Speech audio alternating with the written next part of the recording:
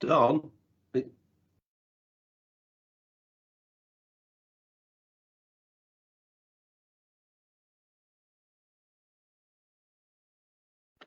Hello. He's not got his Teams open. Right. Okay. I'll send him another message and tell him to do that. Okay. Thank you.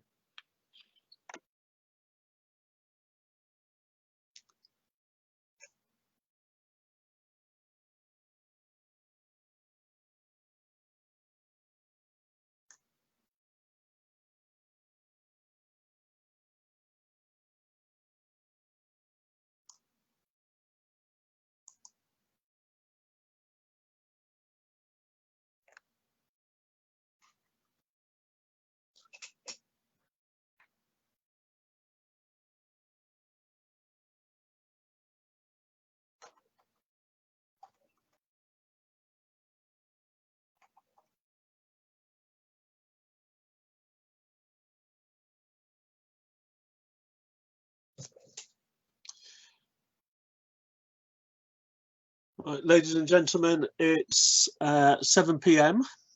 So welcome to tonight's planning committee. My name is David Watts. I'm the chair of the committee, and so I will be guiding us through the proceedings this evening. The main item that we deal with, of course, are the planning applications that we've been asked to consider. But because we have some training beforehand, we won't be beginning those items until 8 p.m. So if anybody is logging in to see the individual applications, we will be commencing those at 8 p.m. Before that, we have some training on the new planning rules, and everyone is welcome to observe and indeed participate if you're a member in those in that as well. Just before we get on to that, we have some formal items to go through, which are the apologies for absence, declarations of interest, and the minutes of the last meeting.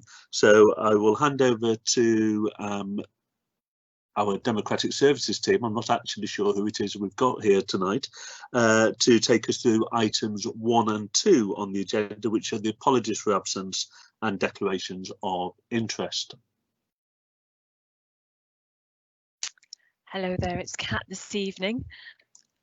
So for item 1, attendance, we have a full house. That's Councillor David Bagshaw, Councillor Lydia Ball, Councillor Cullen, Councillor David Grindell, Councillor Handley, Councillor Jackson, Councillor Richard McRae, Councillor John McGrath, Councillor Philip Owen, Councillor Pringle, Councillor Watts chairing, of course, Councillor Willimott and Councillor Greg Marshall. So we've got no apologies for absence and no substitutes. We do have a declaration of interest from Councillor Watts in items 6.2 and 6.3. That's a non-pecuniary interest. Okay, thanks very much. Mr. Chairman, could I just say that this is Councillor Carr in disguise as Councillor Hallam. I am on as ex officio. Thank you. Yes, thank you, Councillor Carr. Just in regard to my non-pecuniary interest, I believe in making absolute full disclosure, and I've declared an interest simply because my older daughter now works for a firm which is owned by the mother of the applicants the applicant in those 2 items. So it's quite a tenuous link, but I believe in making sure that everything is fully open. Okay, thank you very much. We then move to the minutes of the last meeting, which are on pages 1 to 16, and I will propose these as a true and correct record. Second that, Chair. Thank you very much. Kat, could you take us through the vote on those, please?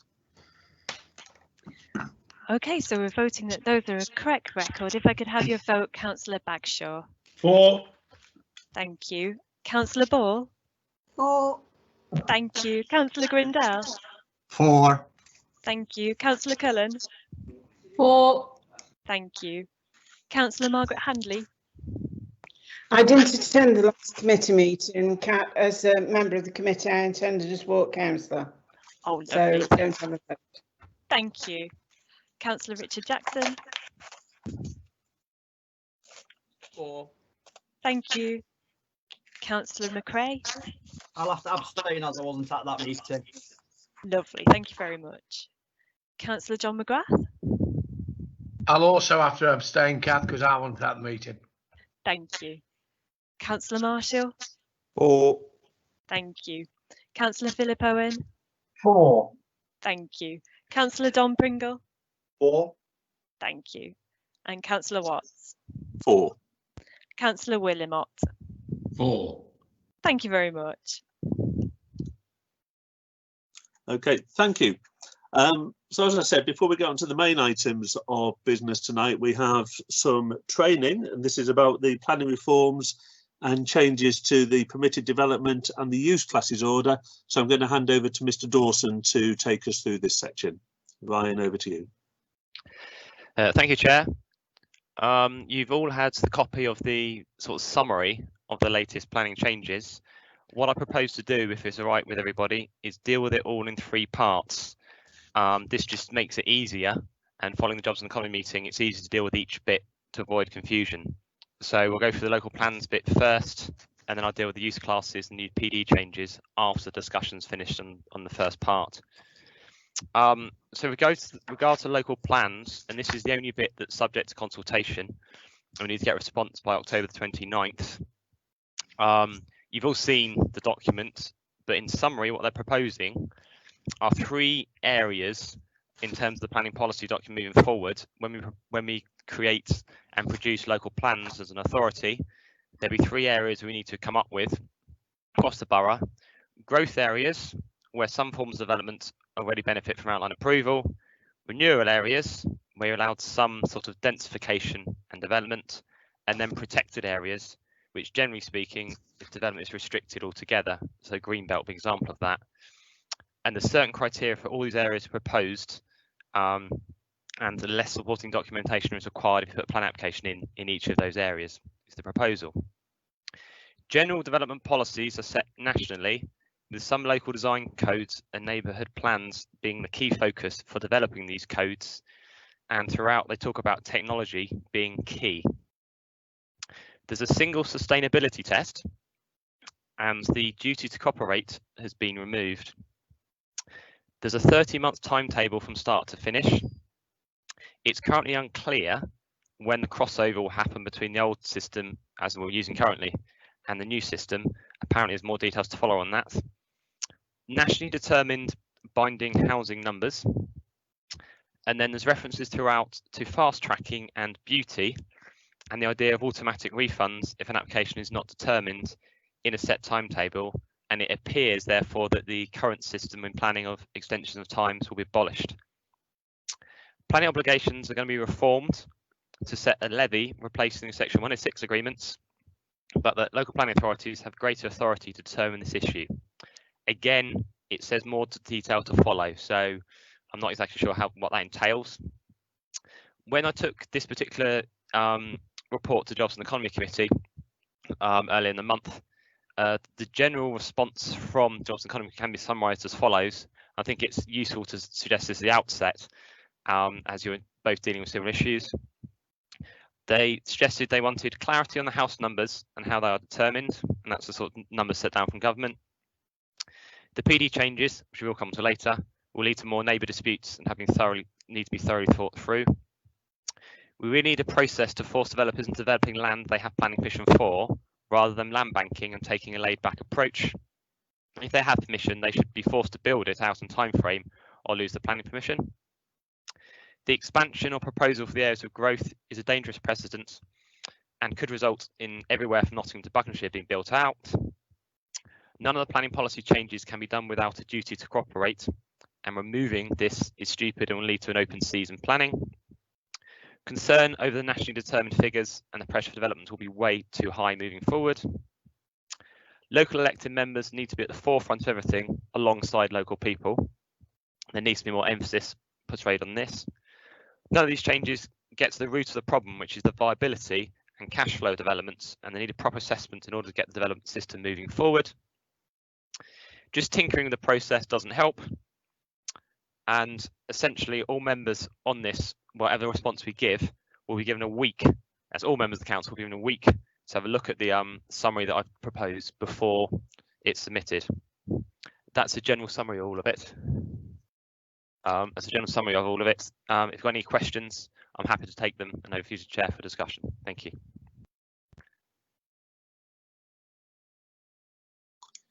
Thank you very much.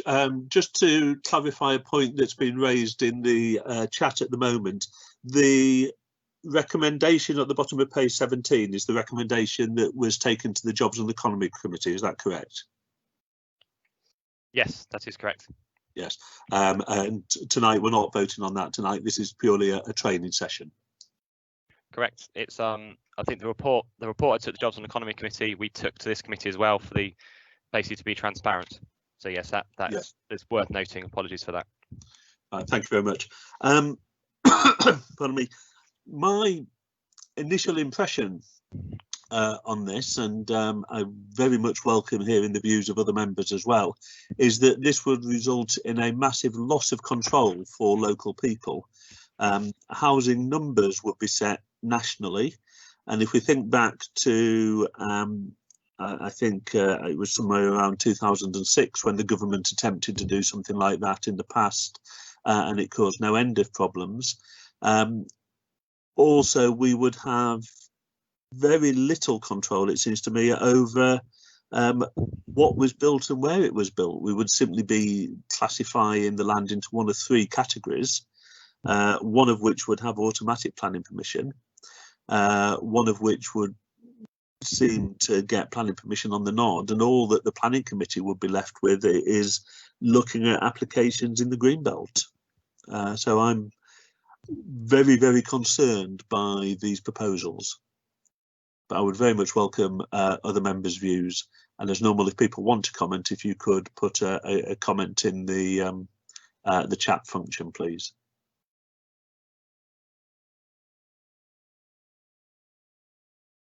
Councillor Carr. Thank you, Mr. Chairman. I don't know, am I on screen? Yeah, thank you. Read this thoroughly because I'm on the Jobs and Economy Committee as well twice now, and I'm even more convinced now that this is a draconian power grab from local authorities. We have a government that both when in coalition and when ruling on their own have talked about devolution and localism, yet this is nothing like devolution and giving, and localism certainly isn't localism. What the government don't seem to understand, that the problem isn't the planning system, because 90% of planning applications actually are done within the time limit.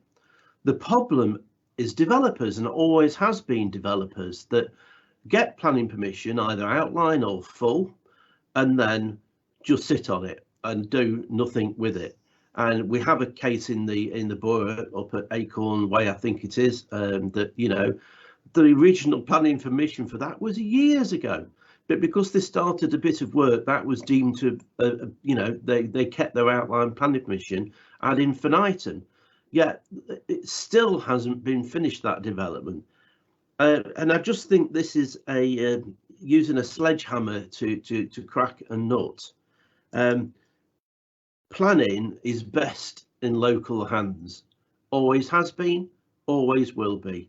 It's the local councillors and the people who they represent who know their area the best, not civil servants in London.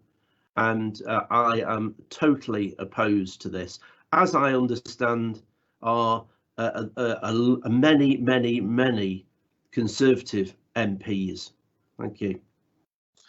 Thank you very much. I did actually look up the figures for the last 3 years, and the government have said consistently we need to build something like 300,000 houses across the country per year. And in the last 3 years, planning permissions granted have been 370,000, 383,000 and 371,000.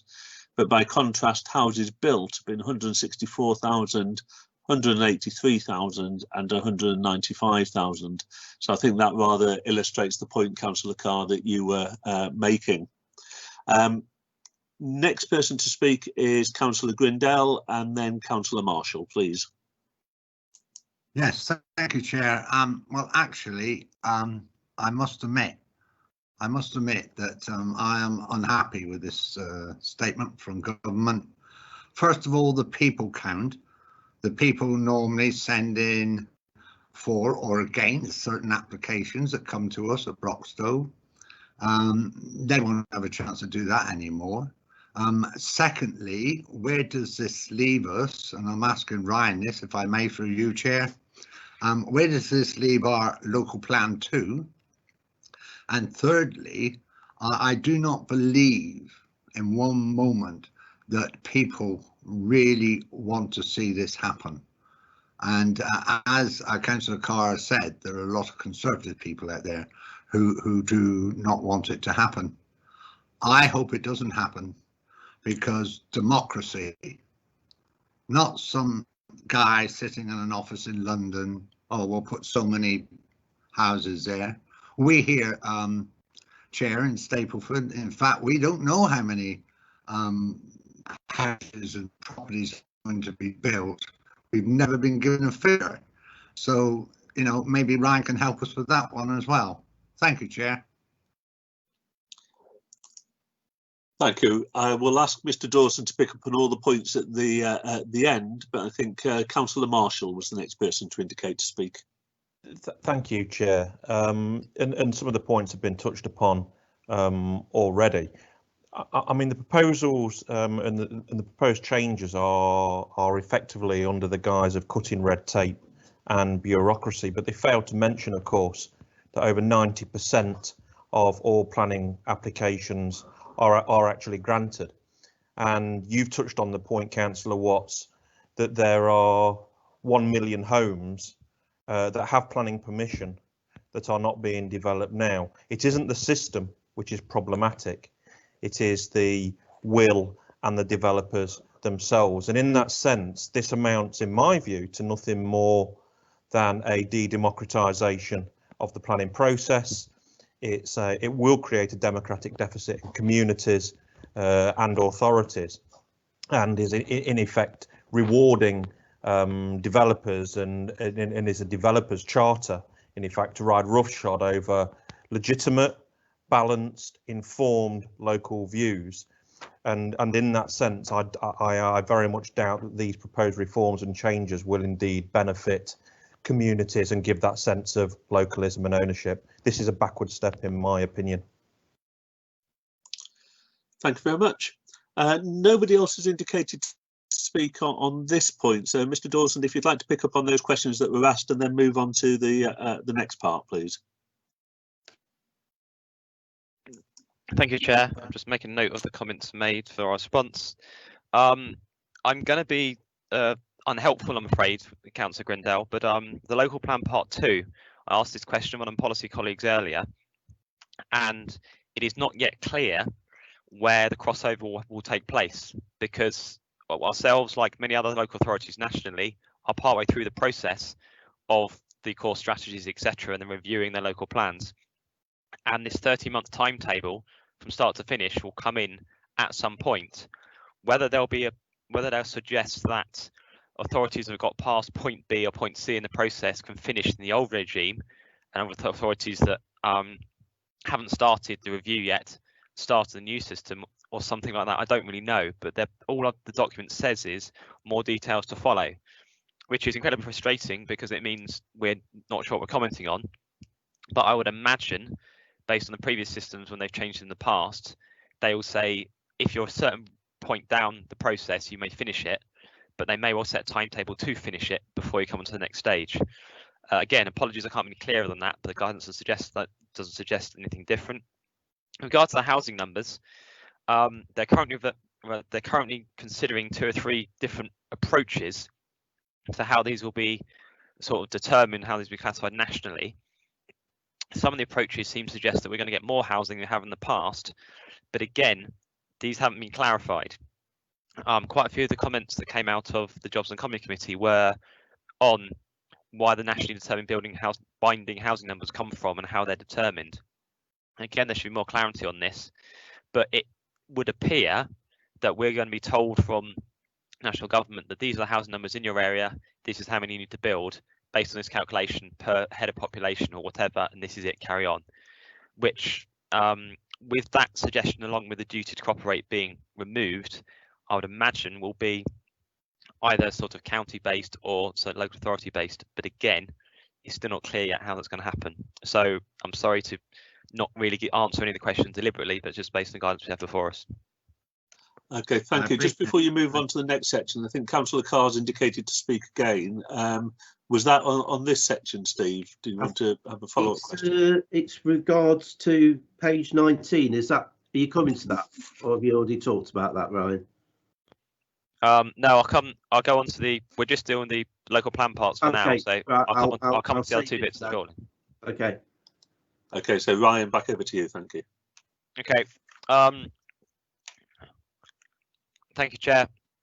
I've made a note of the various comments made there, and as I said before, I will get a response drafted and circulated to all members a week before the October 29th, so everyone can comment on it accordingly.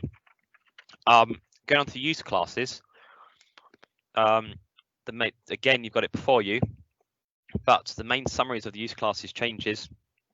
Change of use within a use class order not deemed to need planning permission. So that basically means anything in Class B can go to another part of Class B without planning permission required.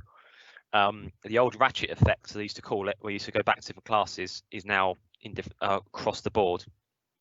There's a new E-class that's coming in, which includes the previous A1, A2 and A3 classes and B1, and you will not require planning permission to change between them. This has particular implications in town centres, for example, where we have current policies where you have prime shopping frontage areas and retail, whereby you can actually change from retail to a professional service or an office across the board without actually needing permission. Pubs and bars and takeaways are all now sui generis use, so planning permission we need to change in those classes, and there's a new F class created as well. All these changes came into force on September the 1st, but there are transitional arrangements until July 2021.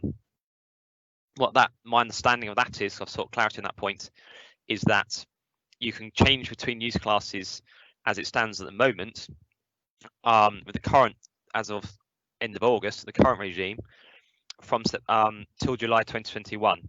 So you can almost do both if you like, but from July 2021, all this will be enforced and the previous use classes will no longer take place. How to take questions on that particular point, and we'll go on to the other PD changes later on. Thank you, Chair. Thank you very much. If anyone wishes to ask anything on this, please indicate in the chat. There's a lot of this that does concern me, but I actually want to welcome one thing, which is making pubs and takeaways sui generis, so that there always has to be a planning application for them, and that actually I think is a positive step. It's just a shame it's included with so many backtracks on this, and there will be so many changes to this, that the whole control that we have over town centres, making them viable, seems to me again to be greatly challenged. And at the moment we need to do things to bring people into the town centre and to make sure we have a thriving town centre or thriving town centres, and unfortunately this seems to be quite the opposite. Pardon me. So I'm disappointed with those. Nobody else has indicated to speak on this, and so unless anyone does now.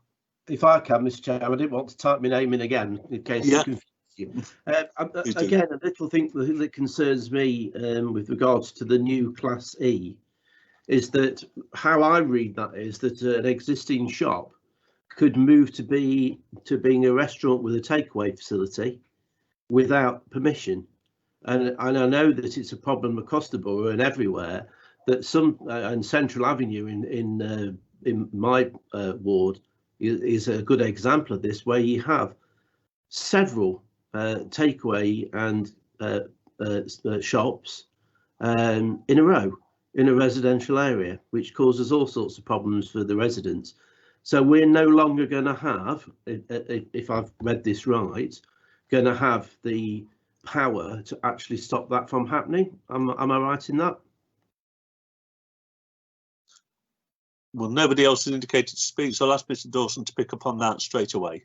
Okay. Thank you, Chair. Yes, you are correct, Councillor Carr. I mean, the A classes were split up several years back from A1, A2, A3 to A1, 2, A3, A4, A5 to essentially put takeaways in a separate category, etc. But the A1, A2, A3 and B1 now becomes E class, and so you can move between those classes without planning permission needed. And so yes, it does allow more freedom and does result in those issues you raised. If there's specifically a takeaway, they'll need permission to change to anything else, and the same with pubs and bars, because that's now sui generis. But if they're an A3 use, they could change to a shop, or a shop to an A3 use without the need for planning permission. So yes, you are correct in that, and it's as I said, with town centres and little rows of shops on the arterial roads into town centres and supplying local need, there's going to be quite a few I can see either complaints or possible enforcement requests that can't be followed up if they do it in line with the guidance. And as I said, that guidance came in on September the 1st, so that's already happening. So yes, it does remove a lot of the control in some aspects, so you're correct. Okay, thank you very much. Councillor Jackson, please. Yeah, thank you. I mean, if we're still talking about, I'm not sure if we are still talking about the response to the consultation, then I think we can just put something a bit more constructive in than just opposing everything, because I don't have a problem with making it easier to change between use classes in town centres, because it will do away with void periods, and as soon as someone can find an economic use for a shop that's no longer viable, then it would be fairly suitable in a town centre for that to change to a takeaway or a bar or a restaurant, whatever. But I do have a problem with it, as Steve's just said, in what really is a semi-residential road, a row of shops that front onto residential properties. So if we are going to put something in response to the consultation about that, I'd suggest, being a little bit more positive and perhaps welcome it in town centres. I can actually see it being a good thing for town centres, but not in other settings.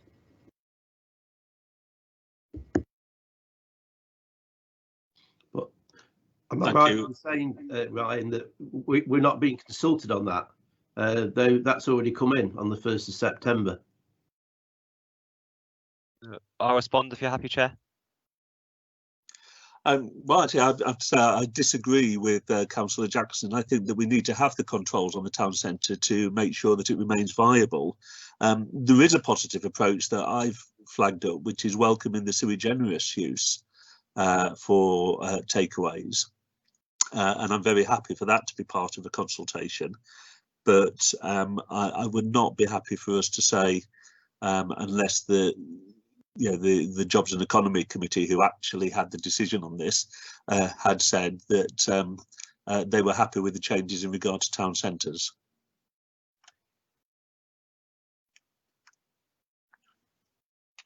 I'm happy to come in if you wish. Please do, yeah. To sort of clarify, if you like, and some of the points, the response you have to give to government is on the first part. The changes, the use class changes and the PD changes have already come into place. Now, I would imagine that several local authorities will actually comment on those as well as part of the same response. As part of the response from Jobs and Economy, we talked about the PD changes leading to more neighbour disputes, and have they been thoroughly thought through?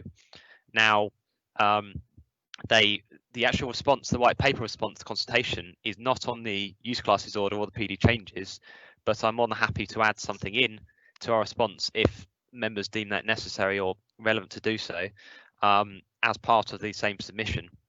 But you are kind of both right in essentially by saying that these changes came in on September the 1st. So how much weight that will carry, I can't say, but certainly the only bit they're actually formally consulting us on is the first part of the local plans. Right, thank you. I don't wish us to get bogged down in an argument tonight over what we put into a representation when this is meant to be a training session. But what I will do is invite Councillor Jackson, Councillor Carr, Councillor Radulovic and myself and Mr Dawson to a meeting to discuss things over the next few days, so that we have the opportunity to discuss any representations that we want to make to add to what the Jobs and Economy Committee have said. Councillor Jackson wishes to ask another point. Councillor Jackson. Yeah, thank you. I mean, thanks for that, and that's a good approach, David. I'm happy to take part in that. In terms of, so, you know, as a training issue then for tonight and for future planning committees, if there's a planning application for a shop, for example, and members are relatively happy with it being a shop but wouldn't want it to turn into a bar at any point in the future, can we condition it now if we're granting permission that it remains as a retail premises or not? And if not, could we turn it? Would you be you know, going too far if you turn it down on the basis that it could turn into a bar or a takeaway in X years' time? Well, I think Mr Dawson will correct me if I'm wrong, but I think that bars and takeaways would need planning permission because they're going to be sui generis issues. But if somebody was wishing to change it, say, to an office or to a restaurant, then that would be within the same use class. Am I right in that, Mr Dawson? And assuming I am, could we then impose the conditions that Councillor Jackson has raised? Yes, to all of you, to be fair, yes, you are correct. In the past, when this has happened, we've removed PD for certain uses, and we can actually say it's suitable for a shop, but it's not suitable for any other use class in that group, etc. So say we got a plan application for this committee for a shop in Beeston High Road, but we said it's suitable for a shop, but it's not suitable for professional services or similar, we could say, put a condition on saying this is an A1 use only. How that will then sort of be borne out in appeals in the future, if they appeal the condition, which they're right to do so, I have no idea, but it's certainly within the committee's power to restrict it. And certainly the example the Councillor Carr gave earlier about some areas suitable for shops, not suitable for other uses, I would imagine there'll be a lot of PD restrictions put on conditions, PD restrictive conditions put on applications in the future. In the same way that houses all across the borough have got PD rights and we can remove certain PD rights, is a similar sort of approach. So yes, it would be the case that they can do it now without permission, but if they came in for permission to a use, we could then actually put a restrictive condition on that, if that makes it clearer. Thank you very much. Does anyone want to ask anything else on this? If not, then I'll invite Mr Dawson to go on to talk to us about the changes to PD rights. Thank you, Chair. I think this is the one that's got most of the councillors sort of frustrated in terms of the changes. Part 1 of Schedule 2 is now having new classes AA, AB, AC and AD, where an extra storey is allowed, in inverted commas, on houses, but this is subject to prior approval. The limitations this is subject to and the assessment is similar to existing prior approval system now. Just a reminder, the prior approval system now is for extensions and houses to 6 metres. You can actually submit, and then they carry out an assessment. If the neighbours object, we have to carry out a proper assessment of its impact on amenity, etc. A class, which allows for demolition of single-storey building and replacement with. There are other changes to the hours operation and outdoor markets without planning permission. There's a similar assessment planning application, but not again sure what the appeal process is for this. It's unclear what the fee is yet as well.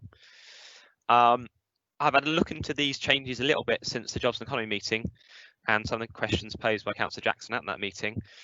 The only way I would have thought we can stop some of these changes happening is by imposing an Article 4. But with Article 4 directions, really we've got to suggest why Broxtowe is different to other areas in terms of local amenity, well-being of the area, and have particularly strong justification for this.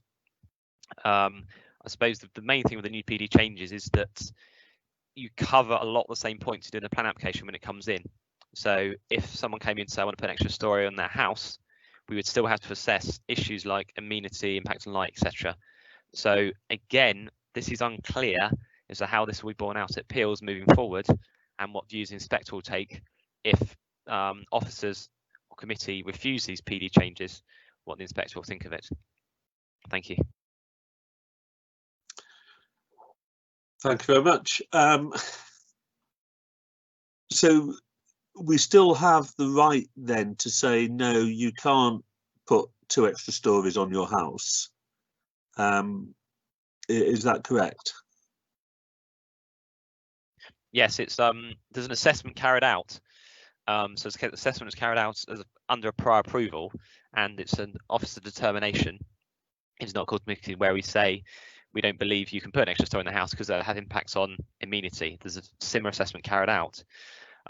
It's very similar the approach to a planning application, to be fair, with the issues you've got to consider, but they're dealing with it under PD changes. So I think it's unclear yet to quite what will happen with this until we've had several appeals nationally to see what the inspectorate suggests on it. Because I can see a scenario whereby people come in under this route saying, I want to put an extra story in my house. Officers probably correctly will say it's going to have an impact on the neighbours. No, you can't. And then there'd be a scenario whereby they appeal that decision, and it'll be interesting to see what the appeals inspectorate does in that respect. And unfortunately, this is not meant to upset anybody, but I think this issue will run for a bit, and clarity will take a few months, if not a year or so, to actually come from national government as to what they want everyone to do with regard to this issue. Yes, and because they're PD rights, that would actually cut out the role of the planning committee. We would have no involvement in that. It would appear that way in terms of there's a time limit on it. The issue with prior notifications is, I'm sure most of you are aware, are that in the past councillors have requested prior notification applications to go before the committee, but we have a set timescale to deal with them. And if those timescales don't work, they're deemed to get automatic planning permission. So it does seem to suggest it takes planning committee out of this process. Right, thank you. And I share the concerns that Councillor Carr raised earlier about the effect on democracy of this. It seems that local committees, local councils are being sidelined for this, which I think is a very disappointing situation. Now, does anybody wish to ask anything else on this? Nobody's indicated to speak yet. No. Well, no, if nobody else wants to speak, is there anything else then, Mr. Dawson, that you wish to add? I don't think so, Chair.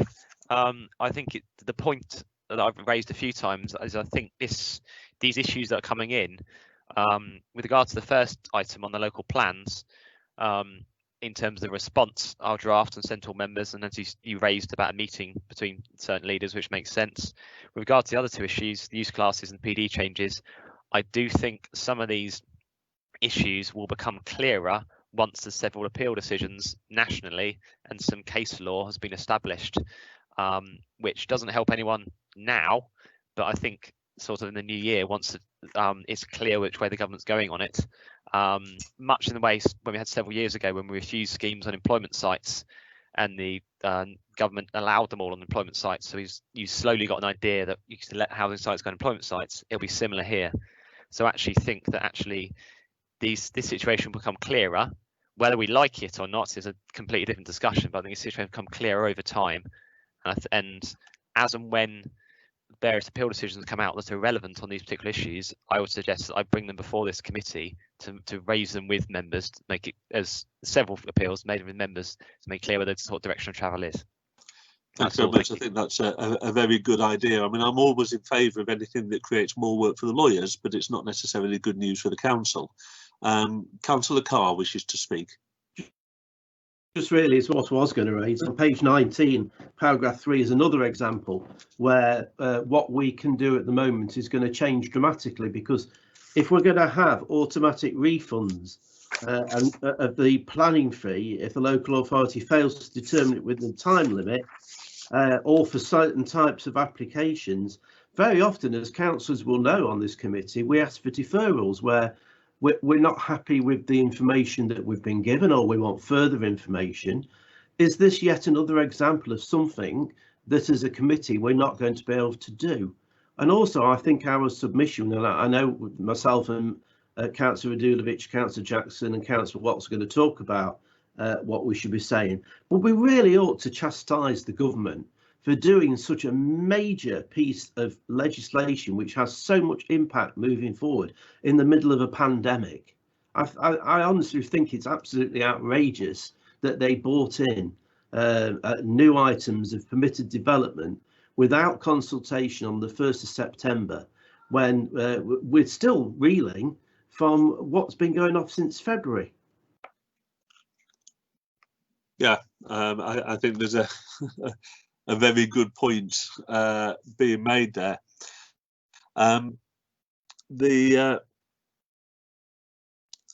It may be that here we have the law of unintended consequences, because if we're not able to defer matters, I can foresee a situation where we have a lot more refusals, because councillors will say, well, we're not happy until we get this information. We don't have the ability to defer it, so we'll say no. And then we'll have a second application come in that's got the other information that we need that we can then grant, which I'm sure is not of benefit to anybody, but I can see that that happening. And also you will be aware that a lot of the time we're waiting for representations or comments from other organisations, and whilst I'm just mentioning that, that reminds me to mention that members will be aware that this was an extra meeting that we put on because we were anticipating a lot of applications coming into the October meeting, and we've now cancelled the October meeting because we've got no work to do.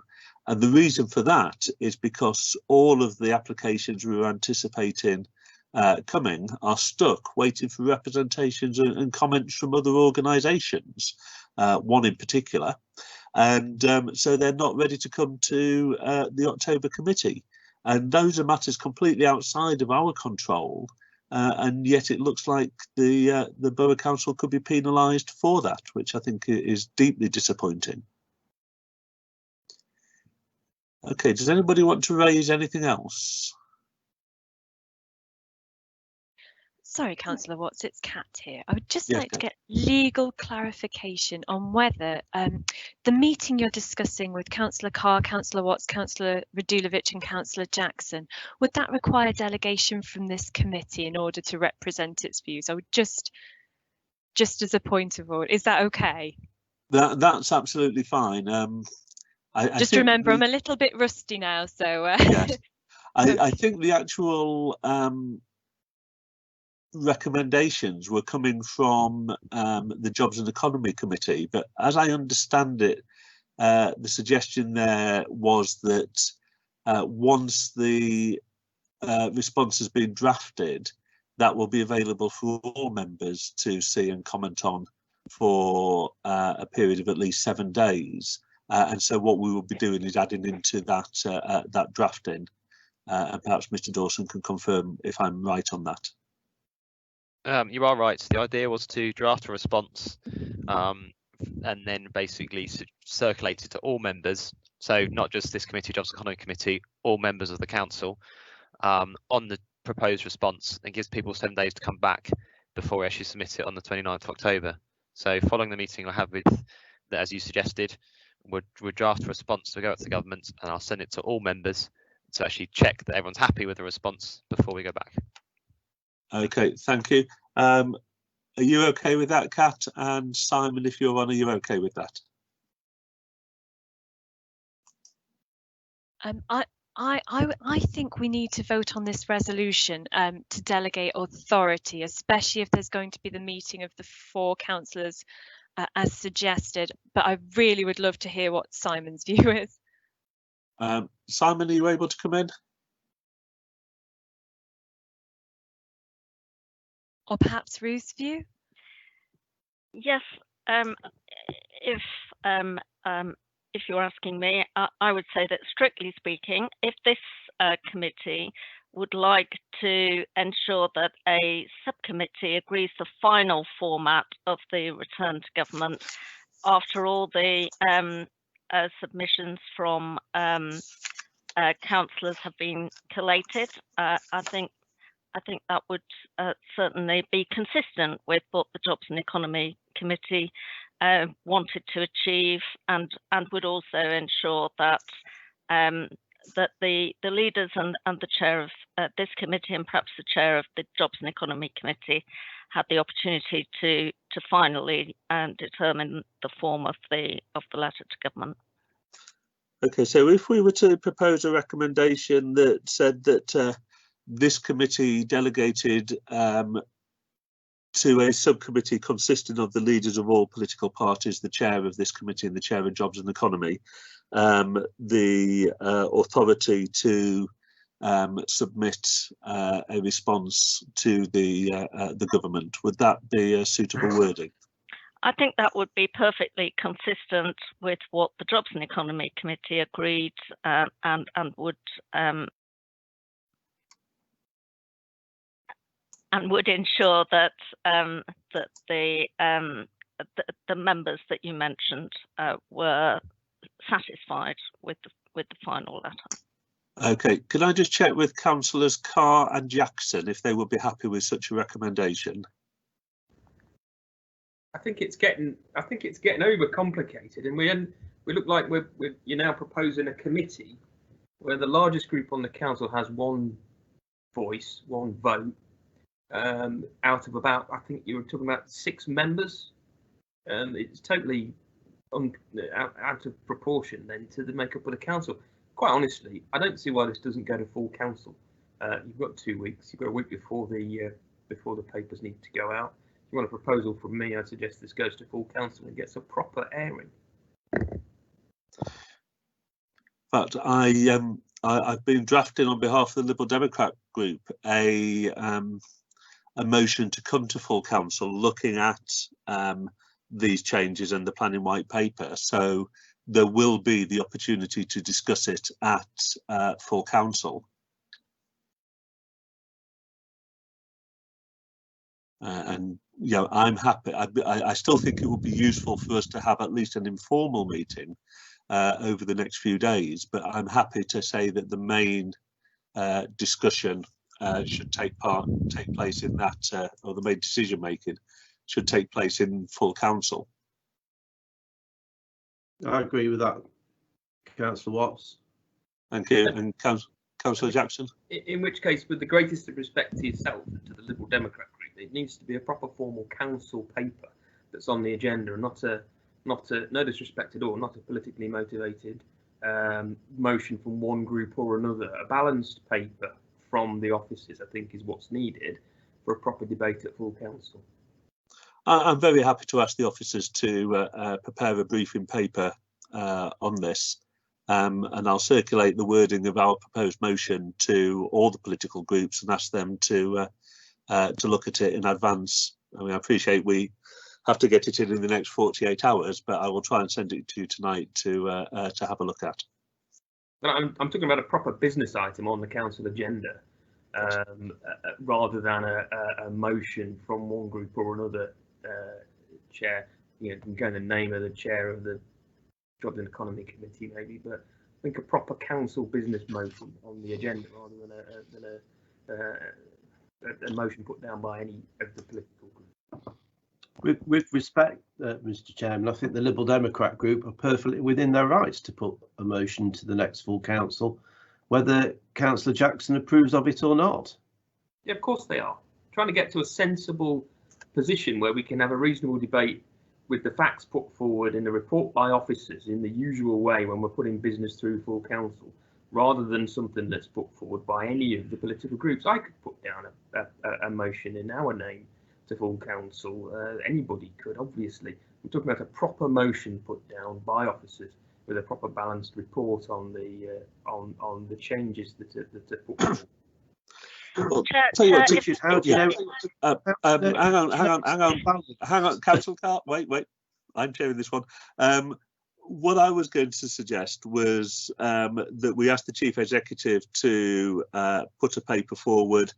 I will submit the Lib Dem motion, and if on seeing what has come from the officers, I don't think there's any point to them both, I will withdraw the Lib Dem motion, but I'm equally aware that Mrs Hyde was about to make a suggestion, so I'll hand over to her. Yeah. Chair, what I was going to suggest is that the report that you have before you is submitted to council, and that in between a draft letter comprising all the comments which the Jobs and Economy Committee have already submitted, and the comments that this committee will then have submitted, that a draft letter also goes on the agenda, and then if members at full council want to amend that in any way, that would be a way of dealing with that, but it would give members at least a draft letter to consider. Right, thank you. Yeah, I'm happy to do that along with the Lib Dem motion, which, as I said, we can then review and if needs be, withdraw. Councillor Carr and Councillor Jackson, would that meet with your? Would you be content with that? Yes, exactly what I'm asking for. Yeah. Yeah. Okay, we will do that then. So we then have essentially a proposal that a draft letter be submitted to a meeting of the full council on 14th of October. Should we go to a vote on that? I think we ought to just be on the safe side, so I will propose that formally. I'll second that, Chair. Thank you very much. And Kat, could you take us through the vote, please? Of course. So we've got Councillor Bagshaw.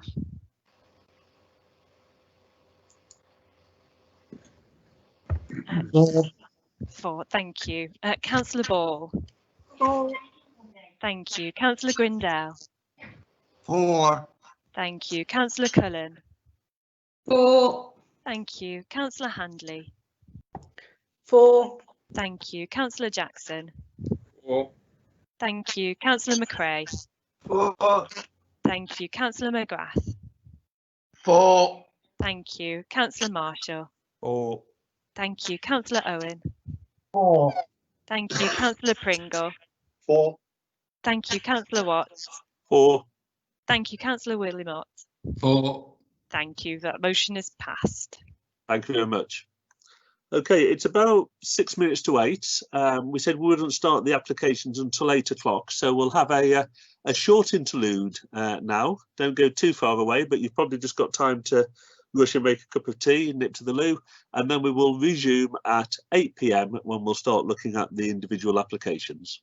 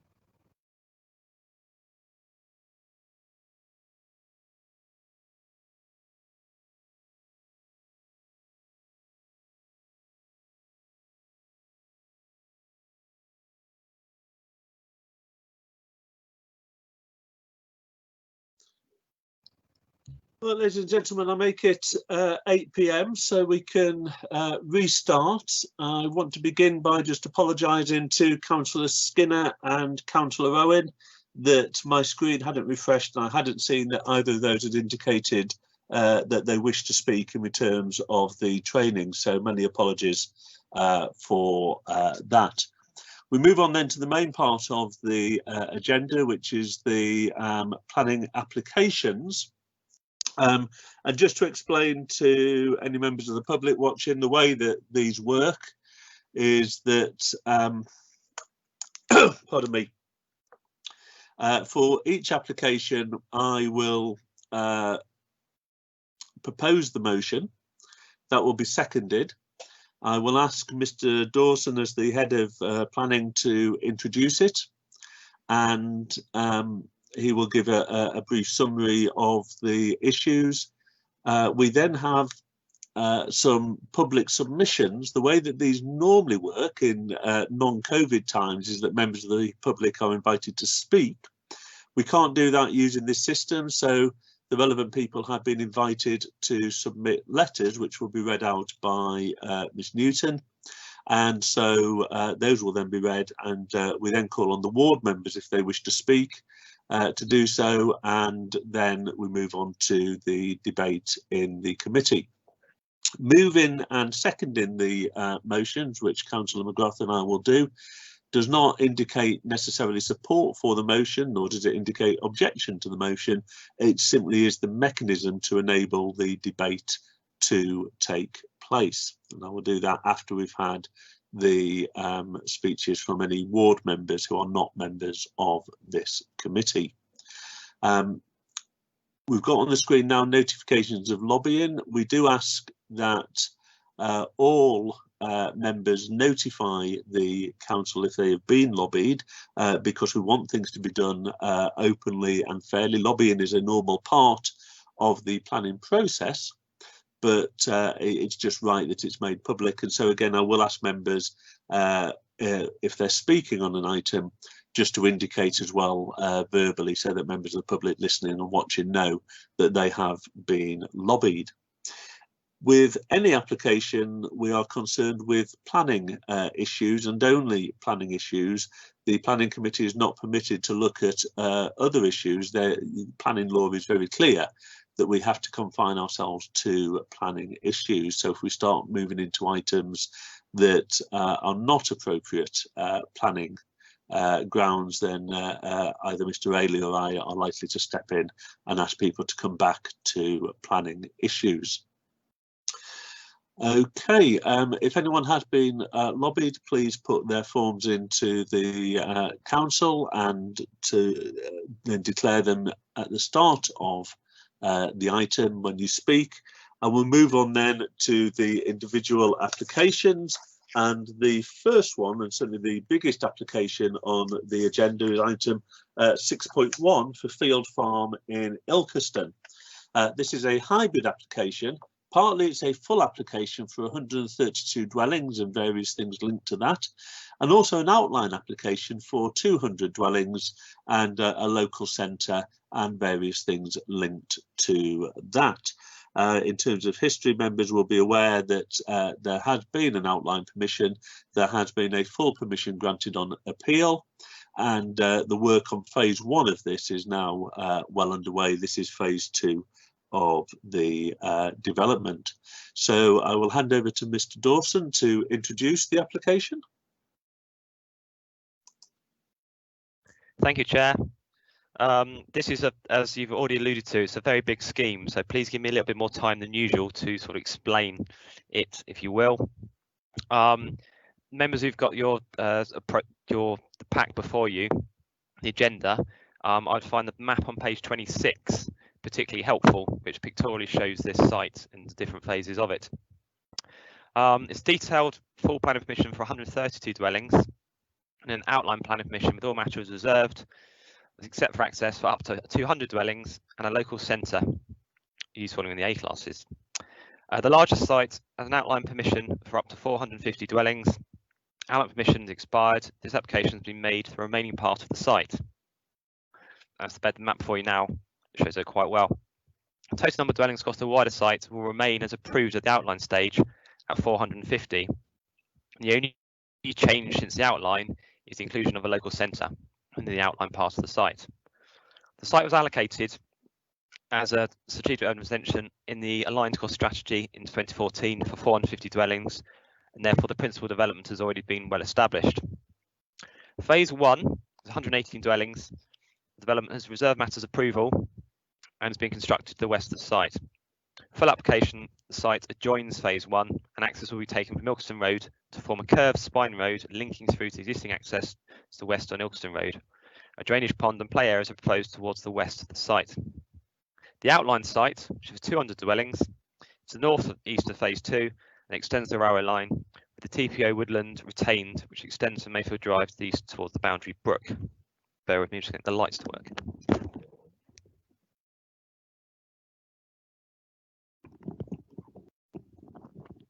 Sorry. There'll be no objections from the statutory consultees. The main issues are as follows. Flooding. The application site is in flood zone 1, so it's the lowest risk of flooding. Some surface water risk is along the northwest site boundary besides the brook. The drainage strategy is proposed to mimic greenfield runoff rates, and this has been agreed with the local Leeds Flood Authority. And the scheme for Phase 2 site will be conditioned in accordance with these details. Extensive flood mitigation works have been undertaken as part of the Phase 1 development, including flood storage compensatory works to the north of the brook, and Severn Trent Water have installed tanks beneath Staplewood Road and Trowell Road to provide additional storage capacity. This was done in 2008 and 2009. We're fully aware of the problems of flooding in the local area, including the Trowell Park estate. But this development is not causing the increased flood risk downstream. The Environment Agency confirmed at a meeting in August 2020 held by the local MP it is largely due to unprecedented rainfall. No objections being received from the technical consultees. As I've already said, the Environment Agency, the local Leeds Flood Authority and Severn Trent Water to this proposal. Therefore, we believe the development is compliant with the requirements of the NPPF in flood risk terms. Regards to ecology, there are no local nature reserves on site, but they do join several.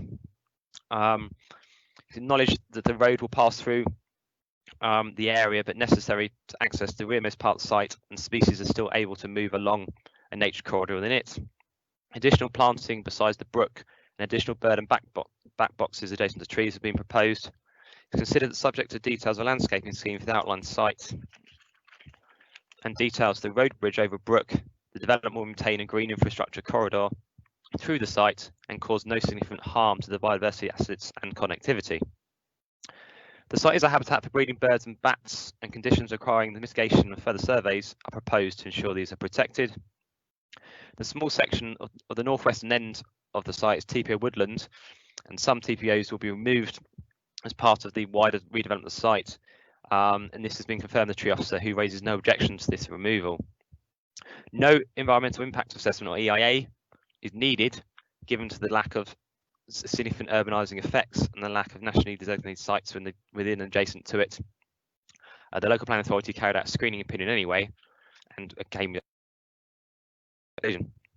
There's no significant harm to wildlife, the local nature reserves or the local wildlife sites or the green infrastructure corridors, subject to further surveys, mitigation works and landscaping, which will be required for conditions. With regard to the design, the Phase 1 of the Reserve Matters Appeal set the design standard and for the development. There's 3 character areas and a mix of dwelling sizes proposed, with 24 affordable dwellings and density development of 41 dwellings per hectare on Phase 2. There are 10 electrical vehicle charging points proposed and offers an extra for the remainder of the dwellings. Solar PV panels will be offered as an optional extra as well. All proposed houses will have water butts, a fabric first approach. The outline scheme is 18.5 dwellings per hectare, but this is due largely to the area of woodland and the landscape buffers beside the brook and the eastern boundary. Overall, we consider it to be an efficient use of the site with an acceptable use of sustainable design measures and provides a mix of house types with appropriate design. In regards to amenity, sufficient distance from neighbouring dwellings on Ilkeston Road and Mayfield Drive to ensure acceptable relationships, with construction hours to be conditioned. The proposed dwellings are all considered to be acceptable size with good outlook from the windows. All houses have front and rear gardens, and there will be landscaping around the apartment blocks. There is a levels difference between the phase 2 sites. Some plots are located at higher level than other plots, and large is different, about 3.5 metres. Sections are submitted, retaining walls are used, and details of these boundary treatments are conditioned to ensure appropriate amenity for proposed residents. The outline site is a higher level than phase 2, particularly with plots 237 to 250 having rear garden sites higher. We're proposing finished floor levels based on indicative plans for outline site to ensure we've got control of this issue and make sure we have control moving forward. The highways have raised no objection from the Nottingham County Council. There's no change to the access that was agreed at the outline. The bus service could be routed through the site. There's adequate on-plot parking. The Section 106 contribution towards Ilkeston Road, Coventry Lane, Hickings Lane, double middle roundabout junction improvement scheme, a cycleway to Coventry Lane is to be provided. You'll see from the recommendation that the comments from the Highways England are still awaited. My understanding, the latest situation with that regard, is that there's no, they consider no impacts on Willerton Vale are not severe. There's simply a need to optimise the signal controller timings. There's an issue with Bramcote where the junction is already over capacity and therefore is sensitive to additional traffic. The applicants are suggesting a proportionate contribution towards the capacity improvement scheme, and this will be included in the Section 106 once the conversations of Highways England have resolved. And there's no impacts are not severe on Bardales Island. The local centre, which is A1, A2, A3, A4, A5, will meet the local need, and due to its size and location, there's no significant impact on the vitality and viability of any nearby centre. We consider this acceptable subject to conditions, including restricting the size of the centre 500 square metres. I'll come on to a note to applicant later, because since the local centre was proposed, as we discussed at training at the start, the A1 classes have changed, so we put a note to applicant in to ensure that the local centre comes through with the right use classes. The Section 106 is based on principles agreed at the outline. Some payments have already been made, education and ITPS, and affordable housing being constructed in a phase 1 site. Significant contributions have been secured towards education, affordable housing, both on-site and off-site, ITPS, off-site highways works and open space. We consider the site to be important to the housing delivery of the borough, and we consider development to be considered acceptable, subject to the conditions, the Highways England comments, and securing a Section 106. There are some late items on this which I shall read out. There's an email from Nottingham County Council stating the contribution for secondary school education cited in paragraph 6.9.5 of the report should actually be 624,987 rather than 684,000. This figure is calculated by removing the requirement to pay the junior school elements the primary school contribution of 60k and relocating this towards the secondary education. Excuse me. It also reflects the final balance paid by the developer for the infant school element of the primary contributions. The applicant is accepting of this amended figure, and confirmation of this was attached to the email. We had an email from a local resident making a number of points summarised as follows. Concern expressed that further impacts from proposed phases having been affected by phase 1. The flood risk assessment makes the assertion that the development will bring about improvement to surface water regime in the area and will not increase flooding inundation on the downstream of the site. However, Boundary Brook has overtopped water flowing into Cranbourne Close on 3 occasions in 8 months. And in February 2020, 5 properties on Cranbourne Close experienced internal flooding, which caused significant damage. The FRA states that surface water drainage system could be capable of retaining a 1 in 100 year plus climate change allowance 40% event on site, achieved by holding tanks, of which already one exists as phase 1. The phase 1 tank was not sufficient to hold the floodwater in 2020. The provision of 1 further holding tank for the further phase development will worsen the situation. The application should be rejected to allow an independent flood risk assessment to increase the volume of the storm surface water to be retained within the site, increase the capacity of Boundary Brook to carry floodwater. It recognises that this may not be a direct responsibility of the developer, but funding should be required towards the works. Fears legitimate concerns of residents downstream of Hill Farm will be ignored. The another email was received. Email sent to the MP as well and ward councillors requesting a full transcript of the meeting. The Environment Agency representatives, and you see on the screen other entities. A number of comments are made in this email, and the attachment is summarised as follows. Consider the transcript essential to preparatory work prior to the further residents meeting. Residents still need to answer the long-standing questions on contributory causes and measures to prevent reoccurrence. Challenge the purpose of timing the meeting on the 6th of August. 7% response that matter is not their responsibility contradicts both Broxtowe Borough Council and VIA, who identified a role for 7% water. Sorry, I'm getting there. Notes that the Environment Agency also planned the meeting that was cancelled due to COVID months before Mr Henry's, the MP's involvement. Timing and venue wasn't fixed. Meeting agreed that Mr Henry MP's objectives for lead agency and actions for the support of the agencies. However, residents could not properly examine and question RMA's position. Notes that the Broxtowe Borough Council has no drainage team, with this becoming the role of the LLFA since 2012. Comments, however, they and the EA share responsibility in planning advice and approval of both Trowell Park and Phil Farm, and that approval of phase 2 could exacerbate the problem. Residents affected by internal flooding have still not had repair works completed. No confidence in RMAs, no understanding of severity of the problem, lack of empathy and agreement on causes and remedies. EA defence advice is not useful or property specific. Need reassurances of the new prevention measures ahead of the safe return home, including street drainage and Boundary Brook bank level, as well as holding ponds at Phil Farm. Look to our political representatives to drive the agenda.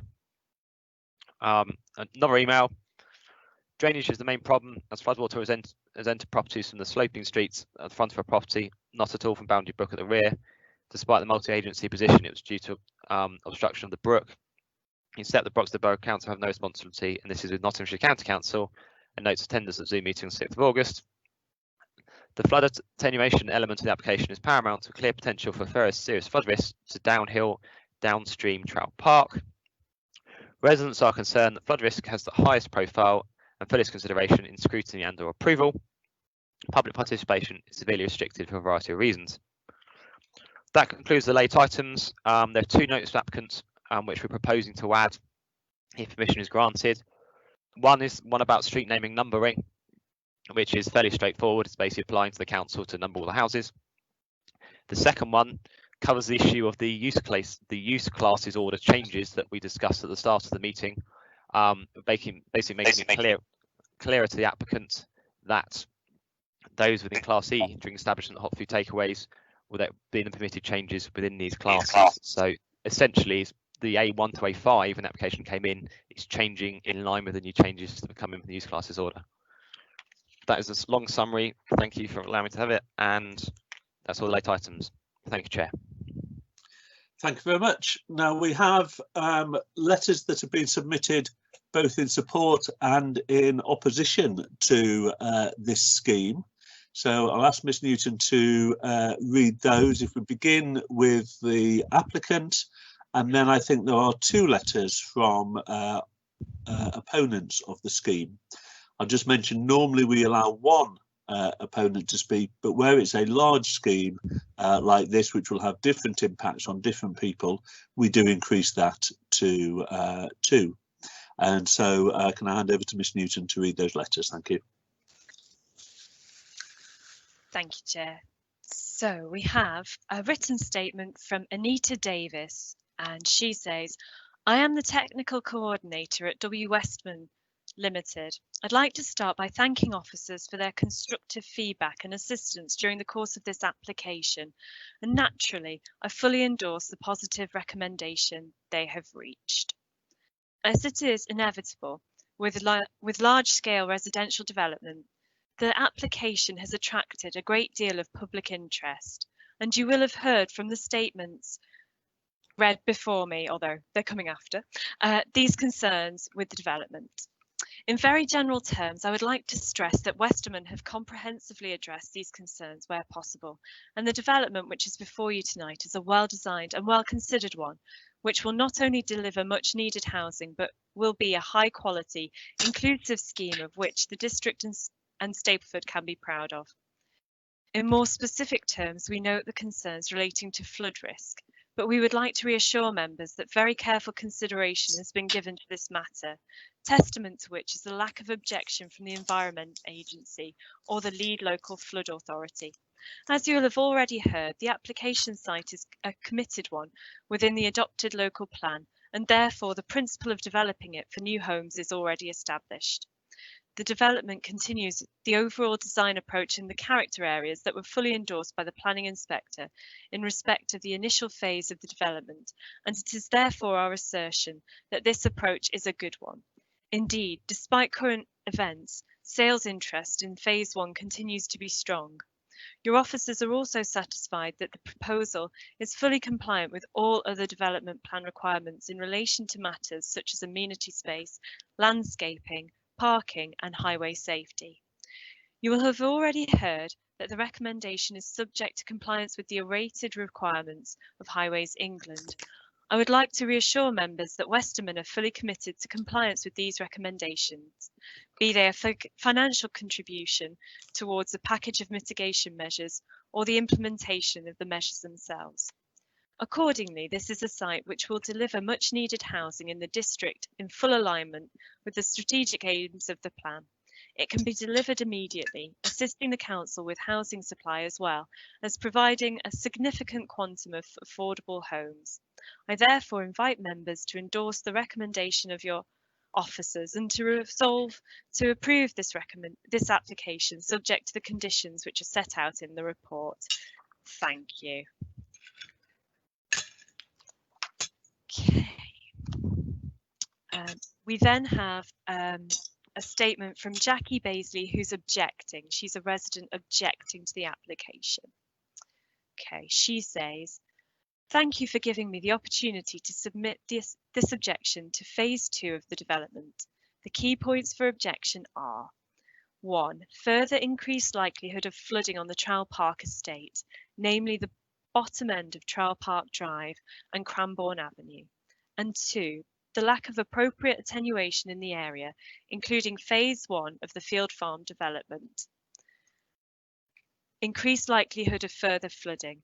I have lived in Trowell Park Drive, adjacent to Boundary Brook, for 32 years, and until February 2020, I have never suffered flooding. My neighbour also suffered flooding, as did residents of Cranbourne Avenue, who also experienced flooding in November 2019. The loss of the former farmland developed into houses, parking areas and pathways has reduced dramatically the natural soak-away area that the open fields provided. The amount of hard landscaping on the development suppresses the ability for any excess water to drain. I have seen photographs showing the land flooding on the Field Farm estate. The new residents have experienced this, and I understand that complaints have been lodged. If this is the current state, it is inevitable that Phase 2 of the development will only further exacerbate the situation, and the idea of further development is incomprehensible. The increased loss of land will only heighten the likelihood of flooding and cause misery for the affected residents of Trowell Park Drive and neighbouring roads. The committee should not underestimate the worry that this repetitious phenomenon causes, especially if you are of retirement age and live on your own. It is something that one cannot comprehend until it has happened to you, and the thought of repeat flooding, especially over the winter months, together with the cost involved, is causing some residents to question the viability of remaining in their chosen location. Lack of appropriate attenuation in the area, including Phase 1 of Field Farm development. The process of attenuation is, in layman's terms, the collection of excess water, which is then allowed to be discharged in a controlled manner. The level of attenuation was clearly insufficient to cope with the rainfall experienced in February, which cascaded onto and into properties on the Trowell Park estate. It would appear that the plans put in place for Phase 1 were inadequate and/or installed incompetently. Based on this, it is inconceivable that the planning authority has access to sufficient skill sets to avoid further failure in this respect of any undertakings given. Phase 2 is also likely to affect an increased number of homes as more land becomes saturated and Boundary Brook is unable to manage the variations. In summary, if Phase 2 proceeds, there will be a potential increase in flooding, especially as climate change impacts and a wider area of properties affected, as the attenuation provision fails in its ability to discharge excess water appropriately. And that's the end of that statement. And we come on to Christine Chapman, who is also objecting to Field Farm. So She says, residents of Cranbourne Close, Trowell Park appealed to the committee to ensure flood attenuation measures fully protect our homes from additional risks clearly posed by this major development extension. We say Phase 1 measures failed miserably and fear Phase 2 aggravation. We are downhill, downstream, already vulnerable to repeat floods. I only recently returned home after 6 months enforced absence. My immediate neighbour remains exiled over 7 months from February evacuation. The committee know the history. The February incident was the 6th since 2012 and the first significant floodwater ingress to our homes. The only emergency sandbagging in June averted a third flood incident inside 8 months. In previous years, former Councillor Ken Rigby's exchanges with the Environment Agency argued that there was insufficient capacity in the drainage system, even if watercourses were in pristine condition. This asserted an entire section of Boundary Brook, as well as defensive banks height, were omitted or insufficiently calculated at the planning approval stage. It disputes that the default preference of flood risk management environment agencies, including Environment Agency Notts, County Council via Severn Trent Water, to reduce caused careless obstruction of brook flow by riparian owners. Unprecedented weather is also cited. That is merely relative. Absolute precedent above leaves that the position untenable. Deny climate change and blame local maintenance. That is like Trump claiming wildfires stem from poor forestry management. Fake news. Residents consistently argued floodwater does not enter from the brook behind our property. Its route is across Stapleford Road, down sloping streets at the front. We are Shorefield Farm Pond. It is partly contributory. August multi-agency meeting hosted by Darren Henry MP finally conceded highways were indeed integral to water overflow management. Residents witnessing fire service pumping and drain valve release interventions compared the effect to unplugging a bath. Floodwater levels rapidly receded, yet all efforts from May, even by an MP, meet refusal and resistance to meaningful infrastructure remedies. Patch fix, e.g. air brick shields, is offered instead, unless useless to our solid floor construction houses. Flood risk agencies, after 3 meetings with Darren Henry MP and Broxtowe Borough councillors, failed to deliver his written objectives, establishing root cause, lead agency and agreed actions for support agencies to take. None will provide final written policy stance, despite 40 attempts since May 12. Environment Agency is repeating a funding bid process for bespoke property level protection. An identical approach years ago failed a minimum threshold number of homes affected. Notts County Council yet again revert to riparian owners issue and modest brook inspection increase, ignoring the fact of 3 events in 8 months. Their drainage agency, VIA, insists their network is fully functioning but admit to some disconnect to main Severn Trent system. The latter simply ignore repeat written requests. We feel authorities regard our homes as acceptable collateral damage to limit wider impact. Committee is urged to hold them to account by challenging their advice on field farm risk and attenuation, prioritise safeguarding existing homes over unbuilt housing.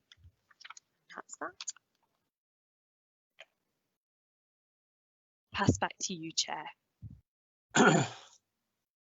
Thank you very much. I was trying to say thank you and then realised I was still muted. So those are the written submissions that we've had. The ward members, or the ward member who I think is going to speak, is a member of the committee, so they don't need to speak in advance. I don't think the other ward member is wishing to speak tonight. She's not logged on to the committee, unless I'm just double checking to make sure. No, she's not. In which case I will move the recommendation that is set out in the agenda, together with all of the conditions attached to it. That's on page 49, beg your pardon, page 48 onwards. So I'll move that. I'll second that, Chair. Thank you very much. So that opens it to debate. Councillor McCrae, beg your pardon. As this is your ward, would you like to speak first? Yeah, please. I'm just logging everything on. I think if the sound goes a bit rubbish, let me know and I'll turn the camera off. Okay, so I've had I filled one of the lobbying forms in answer to ask us to say, because I have been lobbied by residents and businesses as well, and the form's been filled in, and I've sent a copy across to Ryan as we always do. So I've got a few concerns that I'd like to raise, and then maybe some of them can be answered if someone comes back at the end. So originally we was told that there's a footpath on there, stayed for footpath 5. They're now asking to move it onto phase 2. It's a very busy footpath that actually went through phase 1, and at the beginning of all this years ago, when they told us it had all been built in 5 years, and we all said that would never happen. Well, it's never happened. We was told the footpath would be big one, lots of people use it. Now they don't want to put it back, they want to move it across to the other site. There's also concerns with where it says there's a travel plan submission on an application to be made to the regulation to the County Council on street parking on Ilkeston Road, which I'll come back to that in a second. People are not happy with the residents at 52 and 54 Ilkeston Road, which both side onto the Starterfield farm, if that's what we call it, coming down from Ilkeston Road. They'd like to know if the trees and bushes and or they've called it a forest area in that corner, which that map you've got up now, it's right at the bottom corner. They want to know if that's going to be retained because it gives them some privacy and whatnot. And then it also, we're now being told that they want to destroy, because that's what it is, they want to destroy the hedgerow all the way along Ilkeston Road and all the trees and put a cycle path in. I'm all up for cycle paths. I need to get my bike out and do a bit of cycling. It would be nice if the cycle path put behind the hedge, or even if there's room in front of it in between the trees. There's plenty of room. It's horrible having to watch someone turn up with a digger and rip a tree up when there's nothing wrong, as they did before. So that's that. And then I've also got works need, Boundary Brook, definitely something needs to be done. I mean, as people have said, there's been lots of flooding. I've seen it coming across the road. I've seen it. I've walked through it, and to Councillor Tim Pringle, who spent 3 days and nights just below waist deep in the water, helping the residents out. We've watched it flooding, and it's horrible, and it's not something I'd like to see again. So that definitely needs looking at. And also, I'm told that some of the houses on Pasture Road have also been waterlogged as well, and I've been told the same at the bottom end of Ilkeston Road. And this has all happened since the development. I'm not blaming anyone, I'm just saying this is what's happened. So other issues is now when they put the original application all them years ago, and people said, what about shops and stuff? And they said they don't need any because there's lots of shops in their area. We sadly lost the Jaguar pub, which was my local, but it is what it is. That's turned into a co-op, a Subway and a chip shop. Brilliant shops, we all use them. There's shops at Montrose Court, there's shops on Pasture Road, there's shops on Hickins Lane, and we've got a brilliant town centre. We're hopefully getting 25 million to invest in that as well. We want people to go into the town centre. For the life of me, I can't understand why they want to suddenly, there's a need for shops and stuff on here. I just don't think there is. We don't need a us and them community. We want the people that's moving into Stapleford, join in with the rest of us. We're not bad people. We don't need this us and them, which it looks like what's happening. So let's get these people on the high street and use the brilliant shops we've got in Stapleford. So I just can't understand that. And there's no need for it at all. And then, change my pages. We've got, so back to the traffic regulation order that we're being told that the County Council needs to do. On phase 1, they actually put double yellow lines all the way from Pasture Road all the way up to near the middle of Field Farm, which was where phase 1 and phase 2 join. And now it looks they want to put double. I'm guessing it's double yellow lines because this is how it started last time. I live here, so before anyone starts saying, oh, he's only doing it because he lives there, well, of course I'm saying it because I live here, but so do all my neighbours and all the residents that live around here. They want to put double yellow lines all the way along the road to stop people parking on there. Now, I'm lucky, I've got a drive and not that many people come around to see me, but my neighbours all the way down, I think there's probably one drive the length of the road. And I know that you've got some photos that you've put up on here, obviously taken in the daytime when, you know, people were at work, because people that live around here, we do work and stuff, we do stuff. So maybe if there's took them when people was actually parking the cars outside the houses and they've got family and friends, they can't put them on the gardens because they're gardens. There's no drop curbs and there's just no gardens. So if that is going to happen, who the hell was going to pay for it? Because I'm sure as all the residents can't afford it, and it's not fair that, you know, this estate's being built for new people to move on to, and the residents that live here, that lived here for a long time, my neighbours all the way along, are all going to be penalised and they've got nowhere to park. You can't park on the back streets because they're full already, and you've only got to go along Melbourne Road. And people are parking the cars fully on the pavement because there's no room on the road. It's absolutely bonkers. So I can't for the life of me understand why they'd want to do that. I don't think it's fair. And then we're told that the new dwellings are all going to have at least one parking space provided. Well, if you actually drive along Field Farm, I've been down there a few times. A lot of the people are actually parking on the pavements already. They've only been living there 5 minutes because there's just not enough room. So I've covered the business thing, and then the only other bit, my concern was how they want, like, if you look in the middle of this map, just to the left-hand side of where the pond is, or whatever they want to call it, there's a play area. And again, that creates a us and them community. You know, we've got some lovely parks around here. I'd rather see not a park on there. Maybe someone else can come up with an idea. But, you know, we've got parks, we've got Ilkeston Road, you've got Pasture Road, there's other places in the area. Just something else. So that's kind of my concern. So if any of them can be answered, I'd be very grateful, and thank you for giving me the time to speak. Thank you.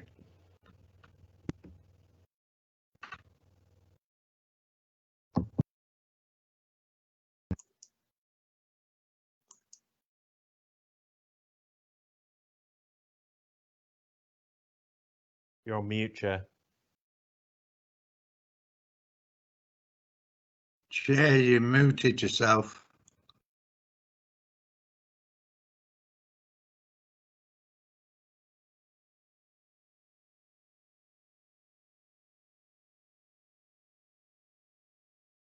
My computer obviously decided it's had enough of me because it muted me twice when I clicked it off. So apologies for that. Thank you. There's a number of issues you've raised there, but I will ask Mr. Dawson to pick up on all of the issues at the end. So next we have Councillor Pringle, and that will be followed by Councillor Owen. So Councillor Pringle, please.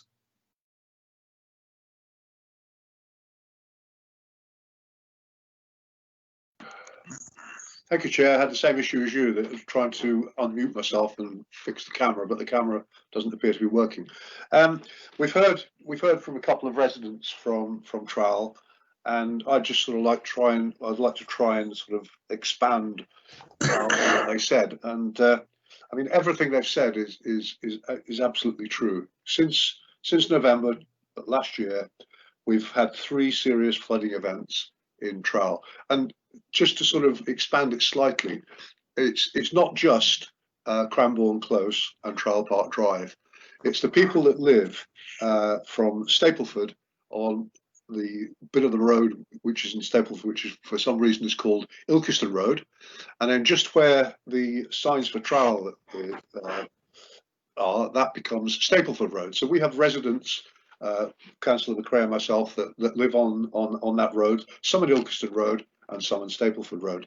And what's happening is that the water is coming down from the field farm site, and I'm not sort of saying it's the building site, and I'm not saying it's the fields. I'm just talking about it being the whole of the field farm site. And what's happening is and happened 3 times, is the water comes down, and it comes down and gathers on Stapleford oblique Ilkeston Road, and for some reason it doesn't get captured on that particular road, and then goes over the curbstones. And because the houses on Stapleford oblique Ilkeston Road are a lower level than the road, all the water runs into those houses, runs through those houses' front drives into their gardens. There's one which we call the last house in the village in Trowell, which has got quite a large garage.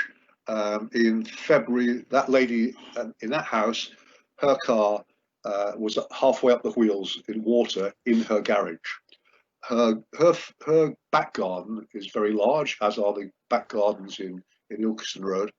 And what happens is the water flows into those gardens, and water along to the garden builds up and continues to build up, and then it goes through the hedge into Cranbourne Close. And in February, as they've said, what happened was that the properties in Cranbourne Close, 5 of them were really badly flooded, and as one of the people writing the letter in said, 2 of those householders are still living in temporary accommodation from that flood in February.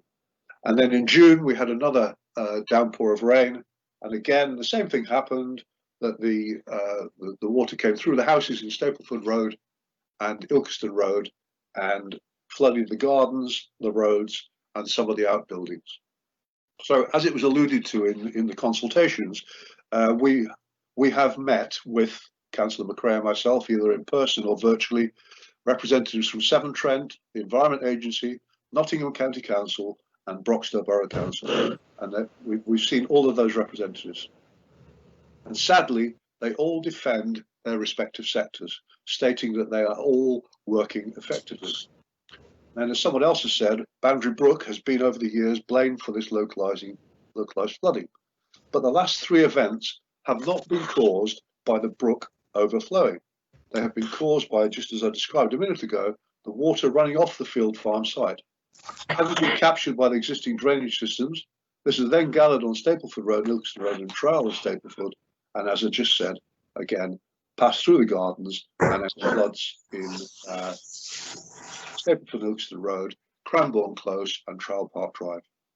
So my question is, if all of the drainage systems are working, which the various agencies have said, where is the excess water causing these flood events coming from? The only thing that has changed is the building of houses on the field farm site. Is the equipment that's installed by Westerman Homes adequate?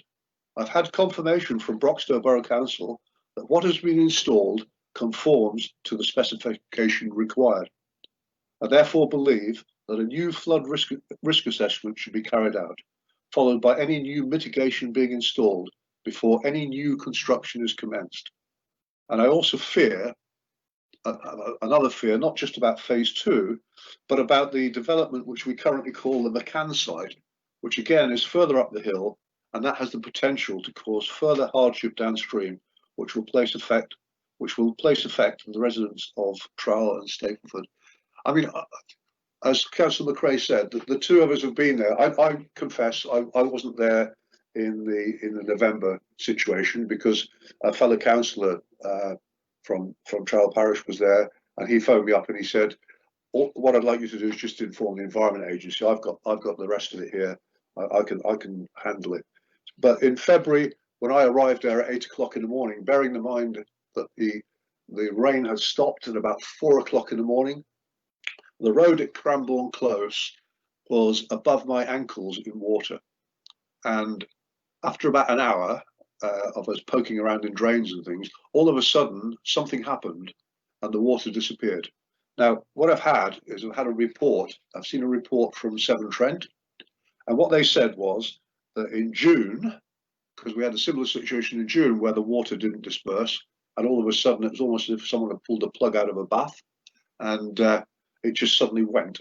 And what we found out from Severn Trent is that in June, a pump house that they have further down Trowell Park Drive, which has 3 pumps in it, pump 1 started and failed, pump 2 started and failed, and pump 3 eventually cleared the water.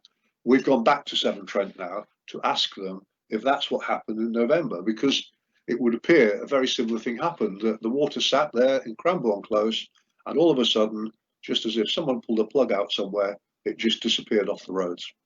So, as I'm saying, the situation here is that everybody has said, and we heard Mr. Dawson say it in his opening address, that all of the items that are in place to cause or to mitigate any flooding, they're all in place and they're all working. All the agencies have told us the same thing, but for some reason there's a lot of water suddenly appears when we have a heavy rainfall, and it's got to be coming from somewhere. And at the moment, it would appear, because these three events have happened since phase one was started, it would appear it's linked to phase one. And I feel that what needs to happen before we actually do anything about phase two is we need to find out exactly why this water is flooding residences in Stapleford and Trowell. Thank you, Chair.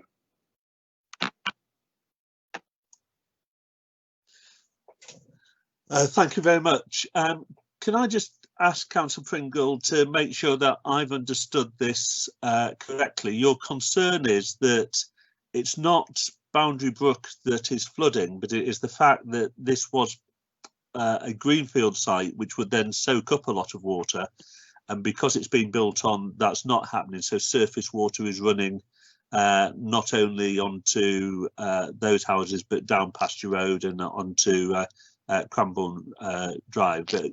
Is that the correct summary? It used to, before phase one was built, those of us that use that Pasture Road quite a lot, and I'm sure Councillor McRae will agree with me here, it used to puddle on the junction just where the hairdresser's shop is in Pastures Road, just before the pub. Now, what's happened is the way the phase one has been built is that the water used to be able to sort of the road was slightly lower than the field. So what would happen was the water would run off the field into Ilkeston Road, and it still would come down to down towards the Boundary Brook and that sort of area. But quite a lot of it used to go that way. But now, if you stand on the site and look at it, the road is definitely higher than the site. So what's happening is that the water which would naturally go that way can't go that way anymore. It has to go towards the brook. Now the brook is that gets at the junction of Stapleford and Ilkeston Road.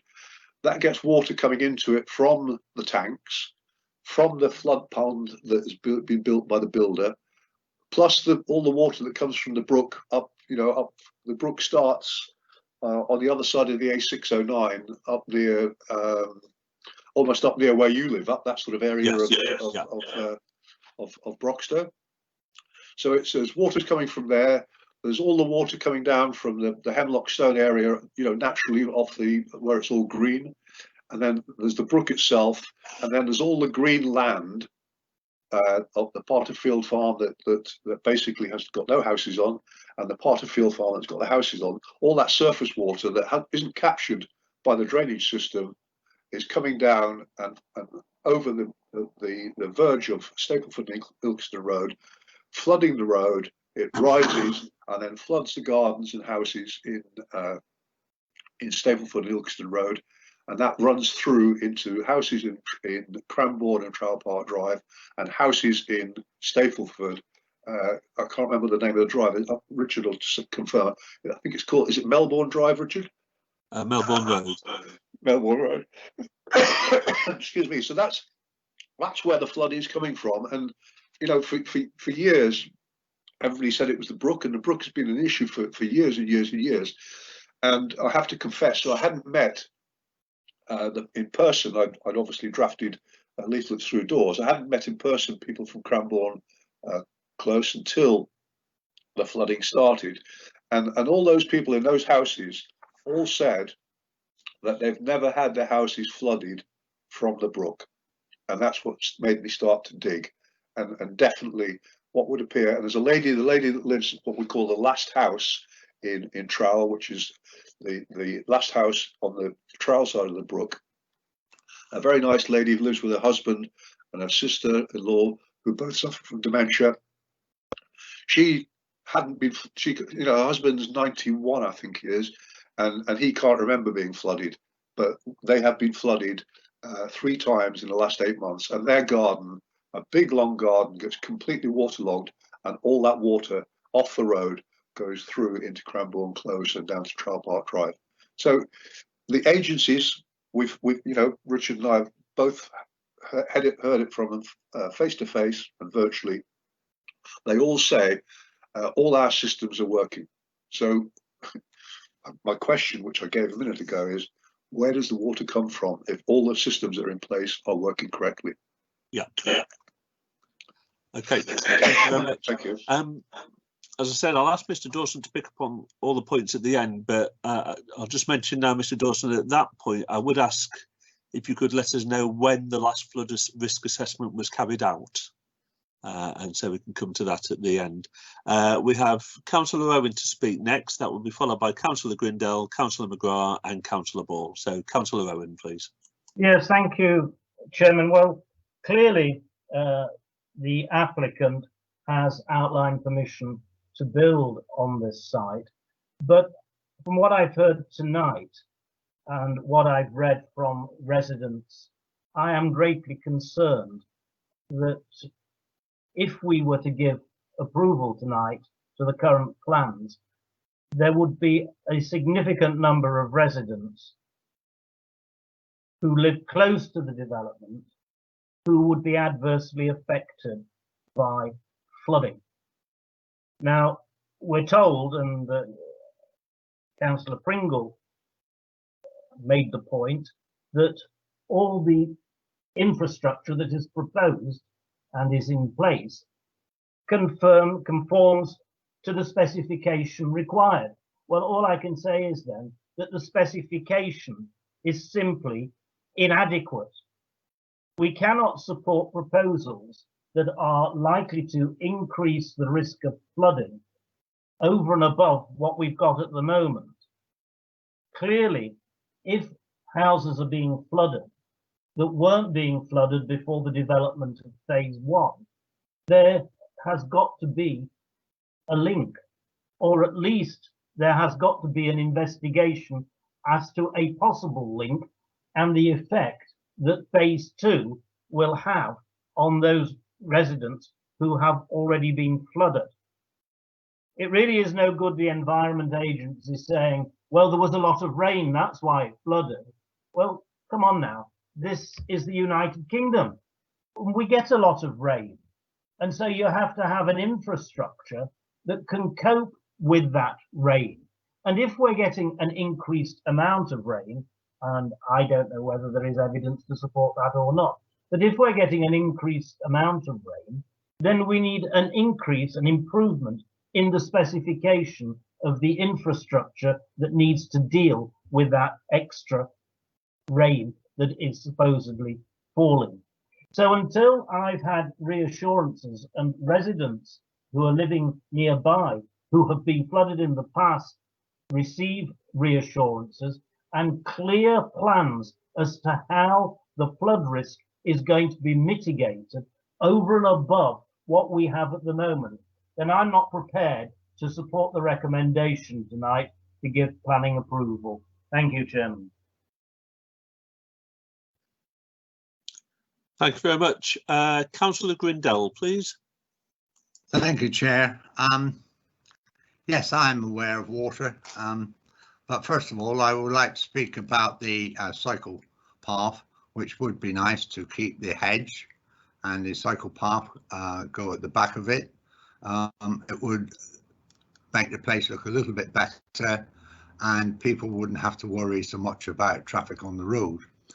Secondly, there is on the map, you will find that there is a green space and I'd like to see that green space kept for residents at this time. And secondly, regarding anything to do with flooding comes under the county council. And that's all I'm going to have to say on the matter, Chair. Thank you.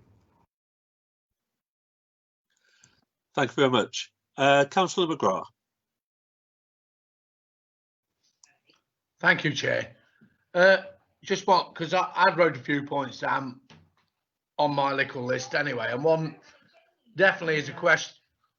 Definitely is a question about the flooding because yes, I'm well aware that there was heavy rain in February in particular, right? And obviously, as I live at the back of the Erie Wash, further down from Boundary Book and Moorbridge Lane, all our fields flooded, which is the first time in what 12 years that I can remember as I've lived in Stapleford for all my life, and that was probably the worst flooding I've seen. So I could say I believe that there's something to do with what drainage systems have been put in place or what Westermans have done. I also, as Councillor Grindle said, thinks that we've tended not to clean the brooks out like we used to years ago, which leads to a build-up of this, that and the other, of, you know, what do you call it, waste trees and all that. We don't clean the gully pots out, and everyone tends to blame someone else. I think that to throw a development away like this, which is definitely needed in Stapleford, right, and to improve the community, the housing and the young people's lives, I think we need to definitely look at some way of sorting out the major problem, which is the flooding, right, and looking at it properly. Perhaps as that lady suggested, the second one, that we need and so did Councillor Pringle, that we need perhaps an independent assessment on what Westerman, well, I'm not blaming Westermans, what is actually happening in that area, because there's something wrong somewhere for it to flood as much as it can. Is it global warming? I don't know, I'm not a scientist, but there's definitely something wrong because it's going further downstream and it's coming into the back end of Stapleford. So I consider that to be a major problem anyway. And I'll just go through my other points, which are, Chair, the bus routes, which were mentioned as well. If we're moving forward, right, to eliminate traffic and all that, I'd appreciate if we could try and get a bus service that can take, hopefully, the new residents, right, up to the tram stop so they can get to Queensmead quicker, right, older people, or into Nottingham quicker, because the service is infrequent, especially around Richards End, or as I call it, Top Shops. It doesn't run on a regular basis, so I think we should be asking, is there funding to do that and increase the bus service, because we want to keep people out of the cars, put them onto bikes or whatever, but it's a long way to bike up Toton Lane to the tram stop. So that's one. Also the road layout, which I'm informed, I'm sure Ryan I'm concerned about the two roundabouts, which are the one at Coventry Lane and the one at Bottom Akins Lane. Also, I don't, as the postman there as well, without bringing my occupation into it, how many apprentices or young people of Westermans actually employed on these sites, right? And it concerns me that, you know, there's no accountability about, are we employing young people on that, which I know might be something. John, if I could just interrupt on that point, I don't think that could be classed as a planning ground. I know, I was just going to say that, Chair, sorry. Yeah. I'll bring that up at Jobs and Economy, sorry. Yeah, thank you. And sorry about that, David.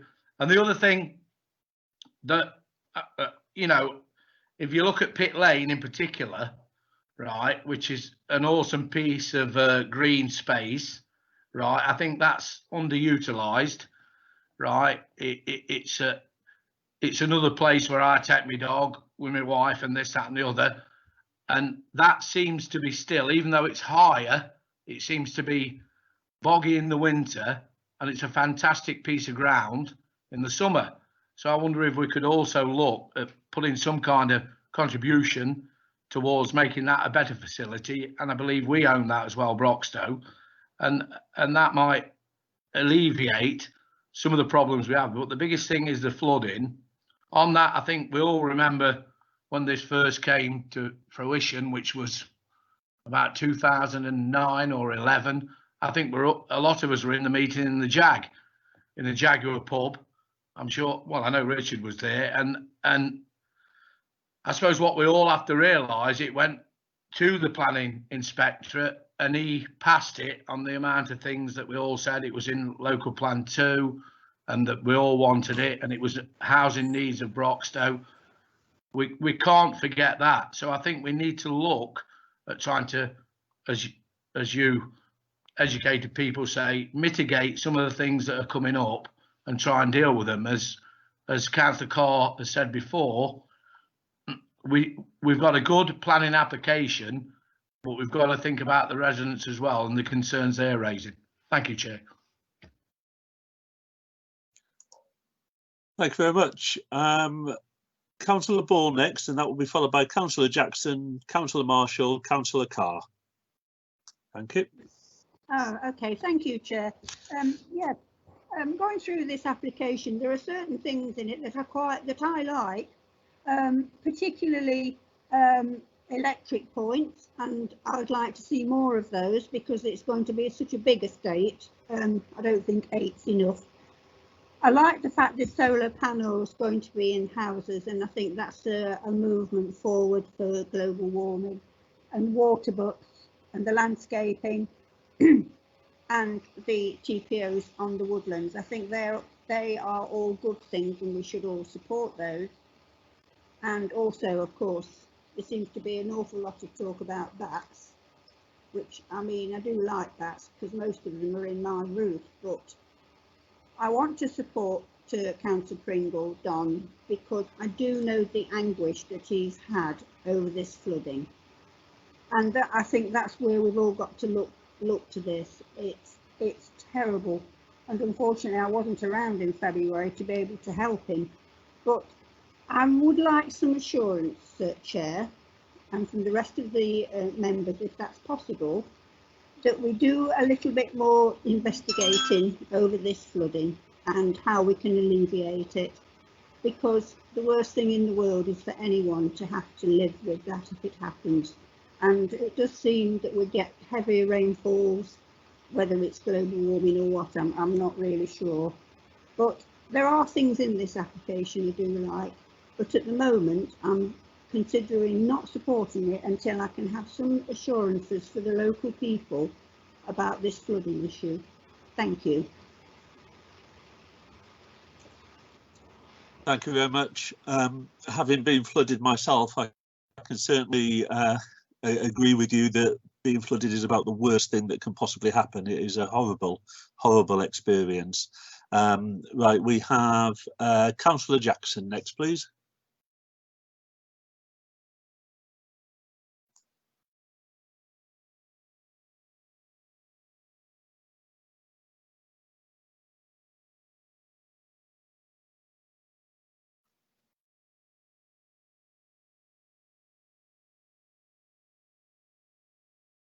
Councillor Jackson.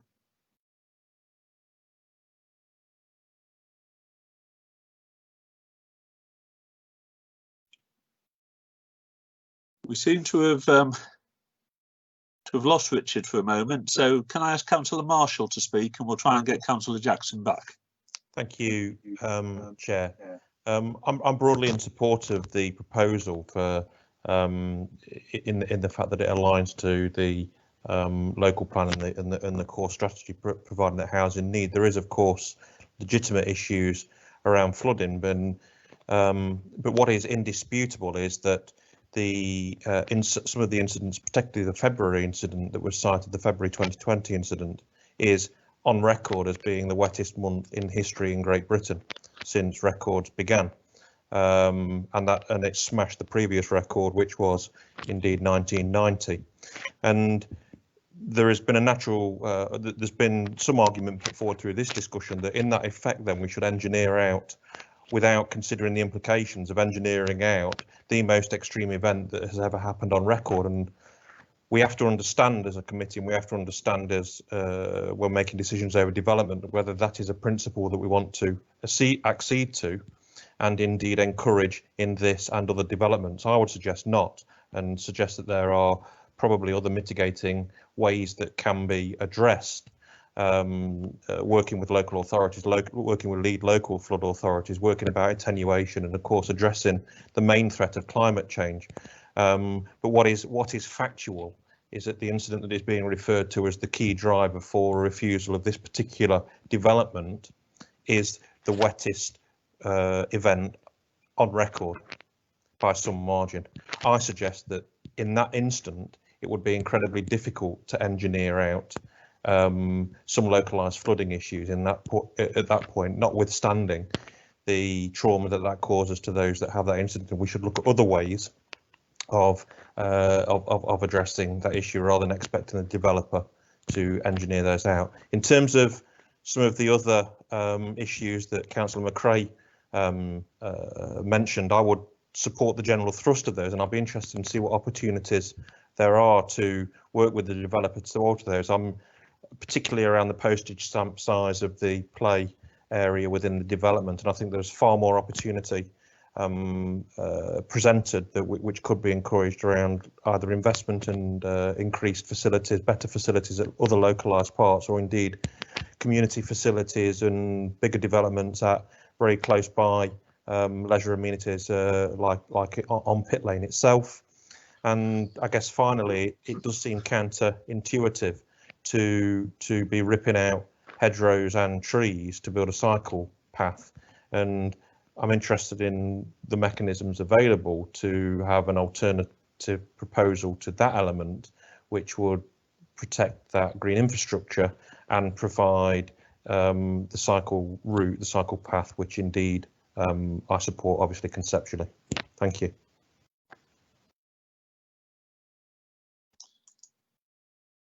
Thank you very much. Councillor Jackson has hit a problem because his laptop's decided to do an update. He's logged in on his phone, but he's discovering, as I did yesterday, that one of the limitations of Zoom is that when it's broadcasting, you can't actually then contribute from a phone. You can if it's just a private meeting, but not if it's on its broadcast mode. So hopefully Councillor Jackson will phone me any moment now, and I will put him on speakerphone, and then hopefully he can be heard. I'm also conscious there's about a 30-second delay, so it may just take us a moment for Councillor Jackson to get through.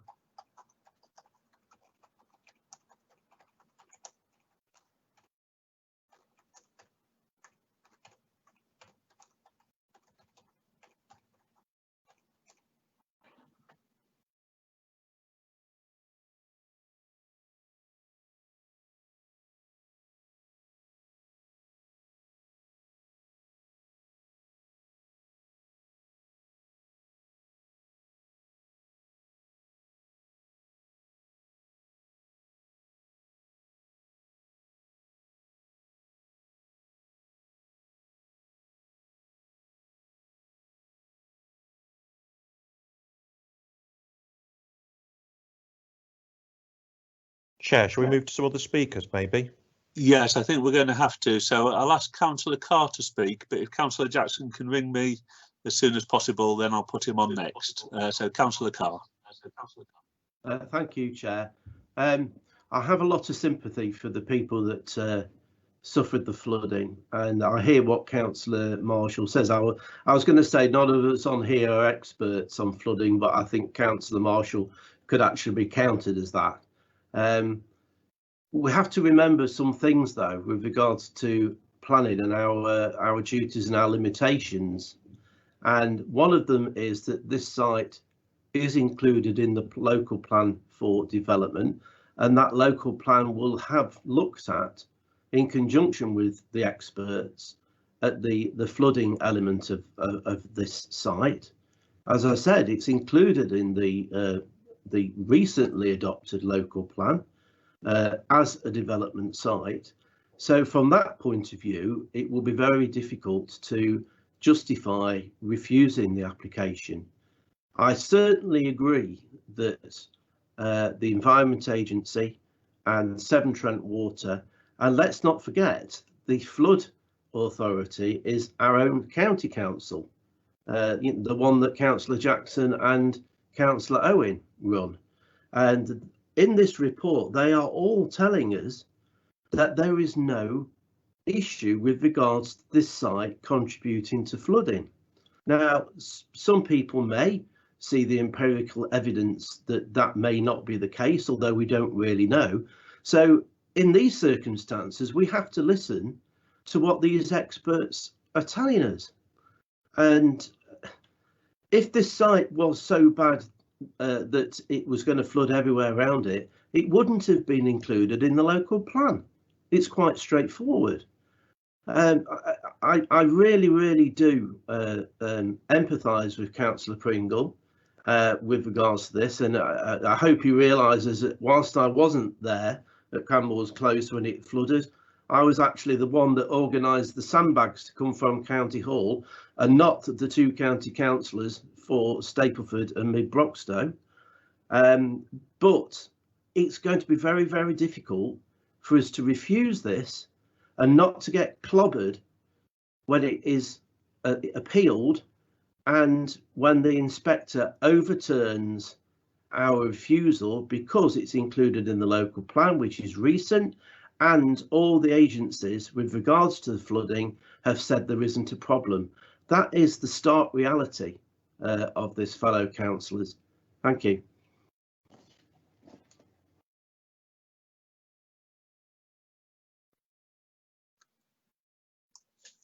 Thank you very much. I've had a message from Councillor Jackson saying he won't delay the meeting if there's a delay, but he agrees with the concerns about,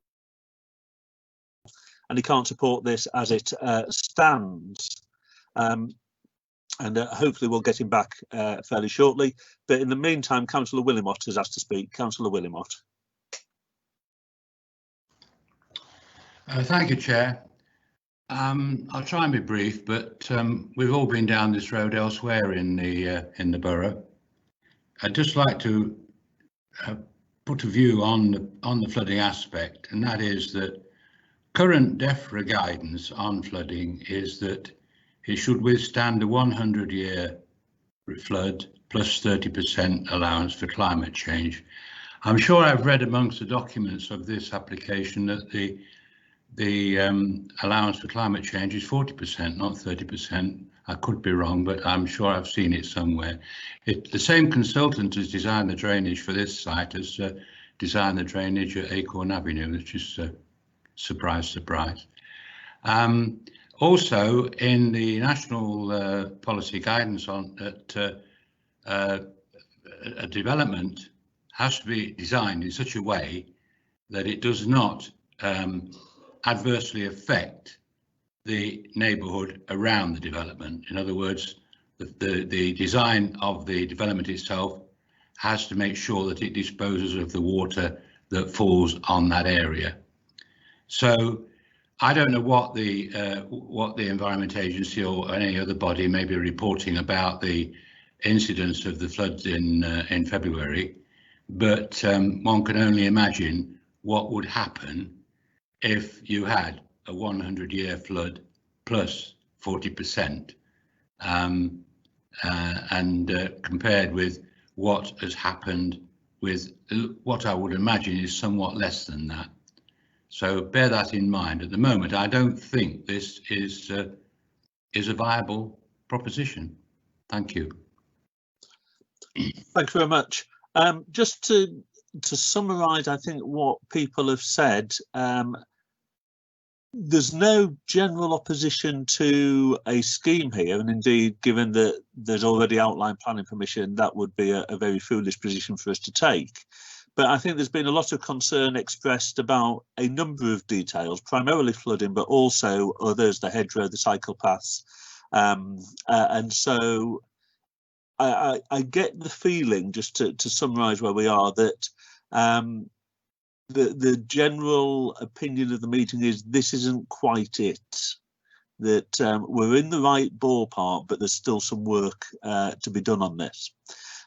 Nobody else is wishing to speak at the moment. Chair, I did ask just before Councillor Jackson. It's on the screen there. Oh, I beg your pardon, Councillor Pringle. Yeah, my apologies. I missed you. So, okay. Councillor Pringle, please. Just very quickly. I'm not for a minute suggesting that we stop this from going ahead. What I'm suggesting is that we look at what's happened, and I admit that the rainfall was particularly heavy in February, but it did flood in November as well, and it also flooded in June. And one of the other things that happened, which I took a picture of, and it was the day after the MP visited with all the representatives from the agencies concerned, and it started raining on a Saturday afternoon, quite heavily, at about 3 o'clock in the afternoon, and because of my concerns, I drove down to make sure that Cranbourne Close wasn't flooding again, because it was that heavy. And Ilkeston Oblique Stapleford Road at that point, after 20 minutes of rain, was up to the curbs in water after 20 minutes of rain. So yes, the rainfall was particularly heavy in February, but what's happening is at the moment is that any heavy rainfall that we have in this area has the potential to start flooding houses and gardens. And if it gets heavier, it then moves into other areas, other parts of both Stapleford and Trowell. So we really need to make that point.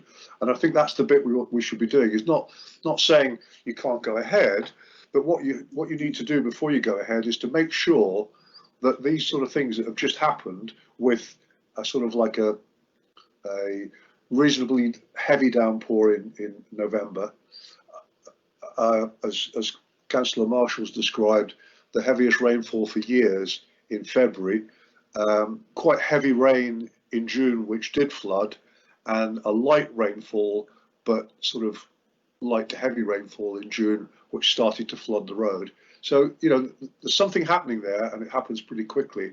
And the other thing I just had to add is that the field that Councillor McGrath was talking about, the green field, that actually belongs to the builder.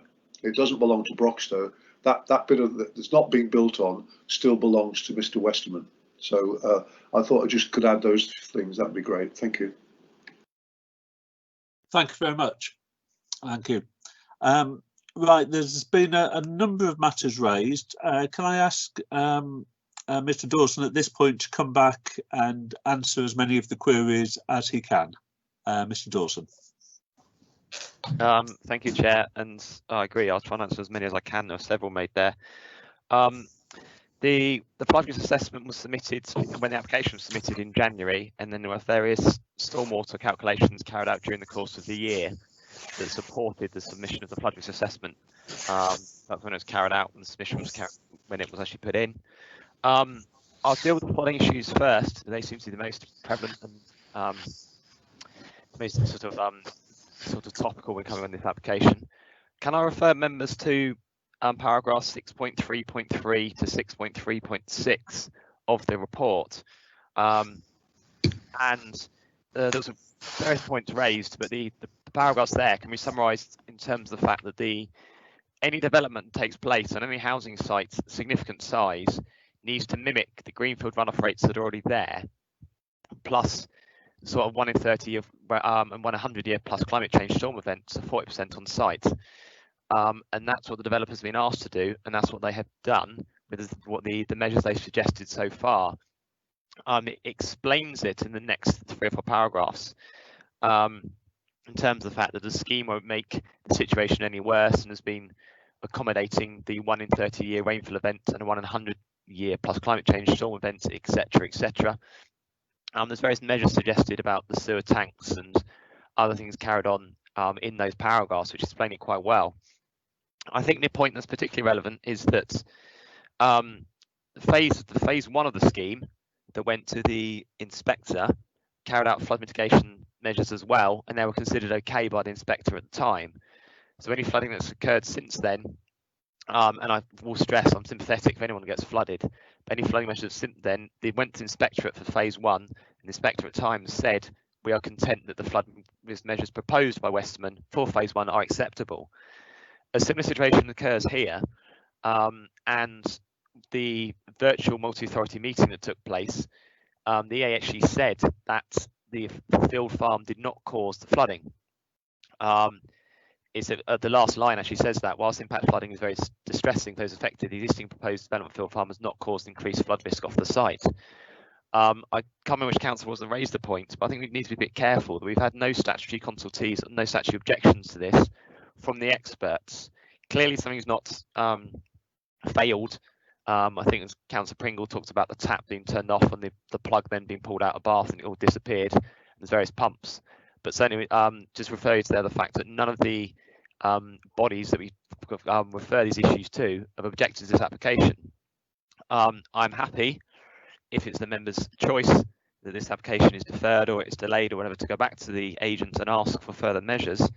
But they have already submitted measures that the main bodies are happy and in line with. Therefore, I don't know what the developer will say, because they've already done what we required them to do in that regard.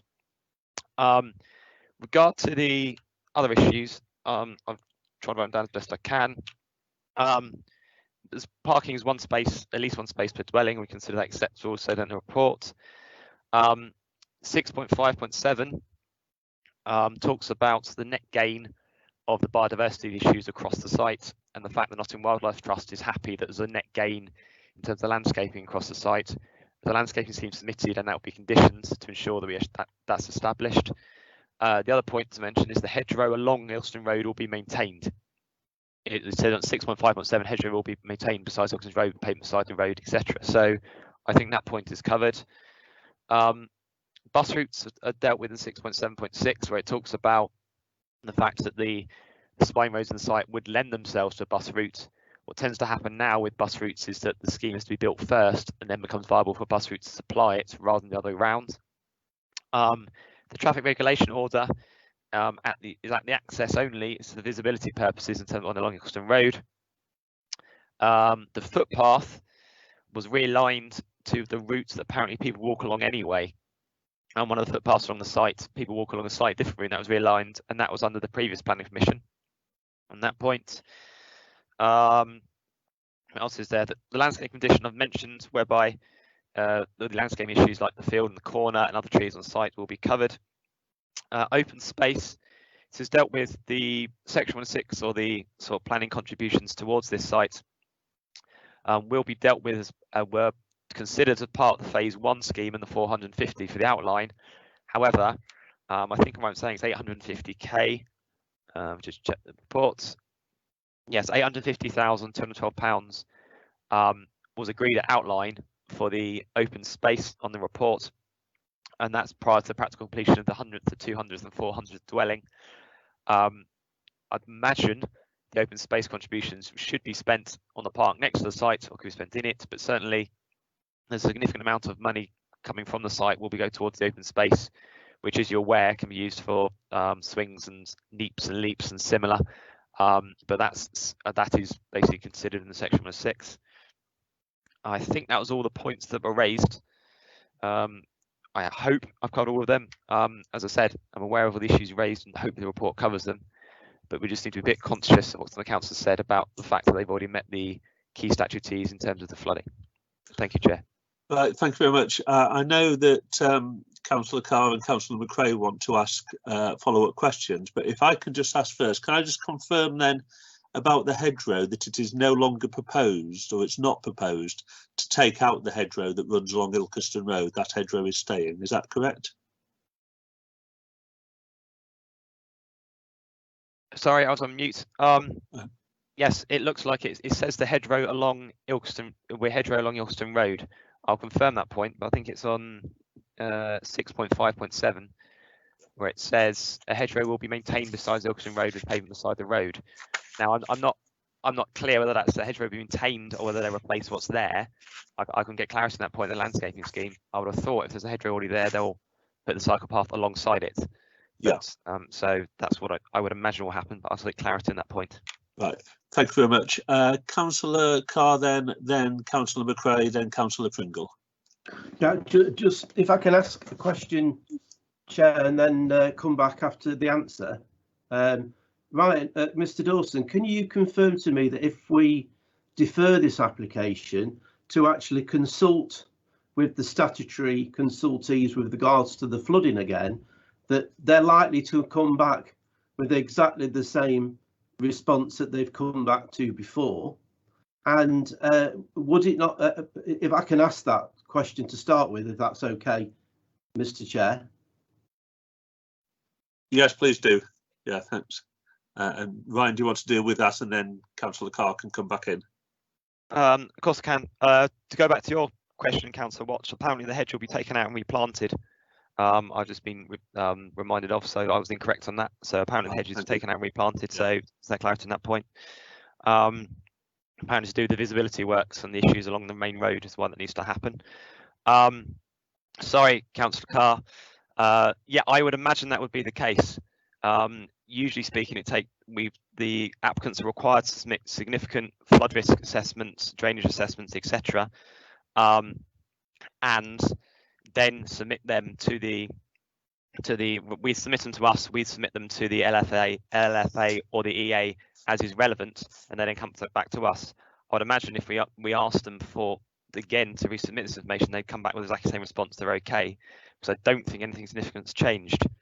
I mean, we could suggest a pre-drainage works condition to revisit the flood risk assessments if that were necessary, but I still, on any permission, but I still think that actually the groups you propose would actually come back and say the same thing they have so far. In that case then, Mr Chairman, and it would need somebody to propose this because I'm ex officio, I think we should adhere to the recommendation that the officers have made and accept this application, but actually add something that we have further discussions with the developer with regards to parking for residents on Ilkeston Road who are existing residents, and also the playing field which is on the site, which Councillor McGrath raised as an issue, and Councillor Marshall. I don't know whether that will be acceptable. Yeah, we can certainly look at that. We'll hear what Councillor McRae and Councillor Pringle say first, and then we'll identify the way forward. So, Councillor McRae. Yeah, hi there. Yeah, I was going to kind of say a little bit what you just said, because 657, it says a hedgerow will be maintained. It doesn't say whether they're ripping out the one that's been there. And then if you actually, because further down Ilkeston Road, they ripped all the hedgerow down and put some crappy little bushes in, which hopefully they're going to maintain, but they did rip that hedgerow out. But then if you look at 673, it actually says they have requested a condition requiring replacement trees for the highway trees removed to create the proposed cycle path. So that's all them trees along Ilkeston Road, they're going to get chopped down. I remember contacting someone ages ago asking if we could have them TPO'd, and was told no. I'd still like, actually looking now, you've got that picture up there now which has got all the green on it. It does look like the bit of, if we called it the forest area, the woods, whatever, in the bottom corner between 52 and 54, it does look like that's staying there, so that's a good thing. But yeah, I'm definitely concerned about the hedgerow and the trees. And then the other thing was the parking along Ilkeston Road. I don't know if Ryan, if that's something he needs to come back on or not, because that is something that's just going to be detrimental to all the residents that live along there. And as I've said before, you know, obviously I live along here, so I'm concerned, but more so for my residents who haven't got drives. That's a big thing as well. So it's not something I'll be able to support until I know what's going off with all that lot. Thank you. Thank you very much. Councillor Pringle, please. Thank you, Chair. Just very, very quickly, going back to what Steve just said there, I asked that question a minute ago. I mean, the question I would have is when physically was the last flood risk assessment done? If it was done prior to November last year, and we've now had those 3 occasions I've talked about, surely that's a reasonable reason to ask for it to be looked at again, because we have to accept that it's you know, it hasn't happened. These floods have not happened before the construction of phase 1 started. So they are something that has happened since phase 1 was commenced. So that's what I would ask is when was it done? If it was done prior to November 2019, I think we would be fairly justified to ask for it to be looked at again because of these 3 events happening in quick succession in 8 months. Thank you. Thank you very much. I don't think anybody else has asked to speak. I'm just trying to work out how to get my screen back because it seems to have shrunk on me, but I will sort that out in a moment. Can I speak, please, Chair? Yes, please, Councillor Ball. Well, I'm listening to this debate very much and listening to all the other councillors, the things that are giving them concerns and things they'd like answers on. Could I be in order of deferring this so we can have some of those answers for the next meeting? Yes, in fact, I was just going to say getting the mood music of the meeting, I think there is certainly a majority of councillors who are not happy to support this at the moment. So I'm quite happy to propose that we defer discussion on this until the next meeting to obtain further information regarding the flooding and to discuss further the issues of parking and hedgerows on the site. I'll second it. Thank you very much. Now, are there issues that, in addition to those, that we ought to identify for a deferral, if that is the way that we go?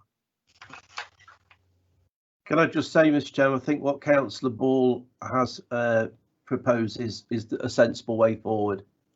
Thank you.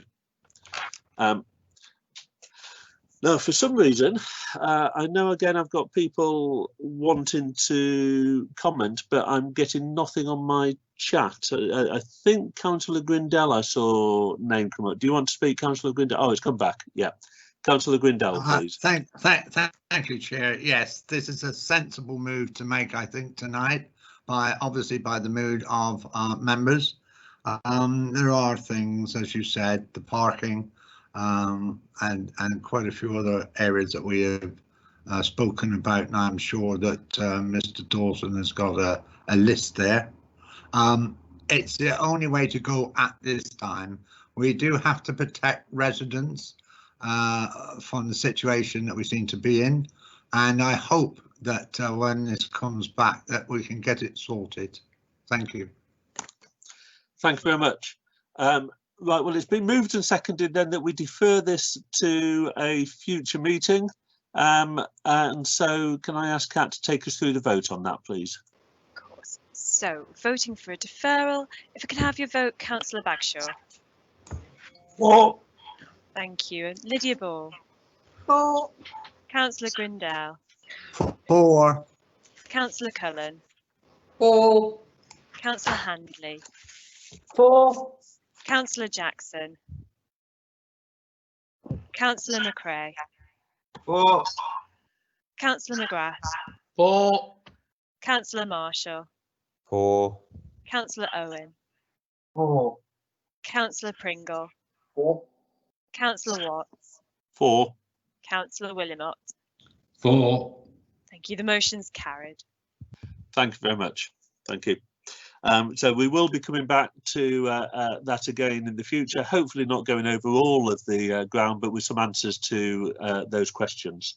So we come now to application 6.2, which is land north of Home Farm Cottage and Parkview Cottage, Main Street, Strelly.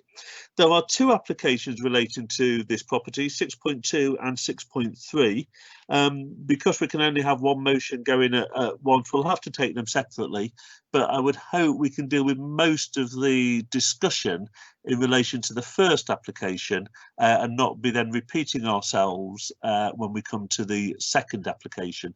So I will give people a lot of leeway to discuss both issues in the first application when they're speaking on the first application, and just remind people that we do need to stick, as I said, to in respect to the last item, to planning issues. And just also mention that we have just under an hour left on this meeting before Teams will kick us out. Hopefully we can complete everything comfortably within that time. So I'm going to hand over to Mr. Dawson to introduce this item. Thank you, Chair. There are no late items on any of the remaining items to discuss. So introduction on this, two applications, as you correctly say. Planning permission was granted in the green belt, and the principles have been established on this site at a previous planning committee that I think was in June. And the BSC case, sorry, the very special circumstances case, was made at that time and assessed by members and considered acceptable. Based on that, those proposals and that decision taken previously, these are only minor changes proposed to the cages housing animals that are already there. The various alterations to the cages are a crawl tunnel, which is basically internal fencing and additional security door. The changes are required to control the mixing issues between the lions and the pumas. and the environmental health officers are content this is required to meet animal welfare, security and licensing requirements for the wider site. As these changes are very minor, and as I said at the outset, the principle of the uses of this site has always been established, we are content that these changes do not have any further issues, and we think they should be approved. Thank you, Chair. Thank you very much. I think just before you cause mass panic, it's one puma rather than pumas. So just to be clear on that. We have some representations, I think, firstly from Mr. Oliver, who is the applicant, and then from Mrs. Lawrence, who is an objector. So perhaps Ms. Newton can read those for us. Right, so our first statement comes from the applicant, Rhys Oliver. He says, Chairs, members of the committee, twice in the last year the committee have considered my application for the secure cage to keep my rescued wild cats. Twice the committee have resolved to approve that. At the last committee in July when this was discussed, I promised to submit a revised application to deal with some of the minor changes I had made to the cage with the full knowledge of the council's licensing section for the welfare and security of the animals. That work neither extends the cage nor causes any material visual harm. I am disappointed that a local member once again brings this matter to committee. The changes involve the subdivision of the enclosures to separate the mountain lion from the other two. An extra door system on the outside provides 3 doors between the animals and the outside world. The Dangerous Wild Animals Act only requires 2 doors, but we like to go the extra mile. This makes it very safe. Each door is alarmed if open for more than 5 seconds. When the first door opens, I receive a text message which alerts me to which door opens. If the first door is not shut, the next door cannot be opened. Most zoos do not even have this system in place, and it completely eliminates any human error and makes animal escape impossible. We are continually getting external consultants to review our systems, and some have taken our systems to other zoos as good examples of safe working practices. The safety of my cats is absolutely paramount. It has been a learning curve, and this is why we needed these extra safety features to continually eliminate any health and safety breaches. The original enclosure has been approved, and I really appreciate that planning officers are now recognising that and supporting my application for minor changes to the enclosure. The cats of Australia are here to stay, and I simply want to make it the safest space and provide the best conditions to give them a real chance in life that was denied them by previous owners. Thank you for all your time in listening tonight. And then we go on to a written statement from Sarah Lawrence, who is objecting. The Oliver family have no lawful access to the private bridle path. The title deeds contracts have been submitted to the LA 28th of September. The documents may be used in session. The Oliver family do not possess any contract with the Edge Trust that stipulates right of access. Access to estate roads was granted based on required access to houses. The submission includes the name of the access user, who is the owner of the bridle path. He is also responsible for upkeep and maintenance. The council have no authority to grant permission onto private land or placing an increased financial burden on the access user for maintenance from the heavy machinery used by Rhys Oliver. All access requests must be and should be directed to the access user in the first instance. They or you have not done this. The LA has been misled if any declarations made by the Oliver family stating they have access is a fabrication, and the members must be aware this application has no legal basis and the LA has no legal authority to comment, rule or otherwise grant permission. This LA have not approached the access user for comment, and no application for access has been made to the trust or the access user. We understand in 2017 Rhys Oliver made the declaration he had access. This is false and deliberately misleading. A few simple checks would have revealed the legal position of their claim. The 3 unlawful access points have all been created unlawfully and must be removed and hedgerows restored. BT have been informed that the destruction of the telegraph pole was required for the largest hole, making the pole unsafe. Engineers visited yesterday and will be repairing the pole ASAP, which places the guy brace through the middle of the access point you are attempting to discuss. This was removed to create the 11-metre width hole. Have you consulted with BT or Highways? Hedgerows in conservation areas are protected and cannot be removed without planning permission, or in this case, agreement from the access user. This LA must reassess its legal position and understand its duties. Okay.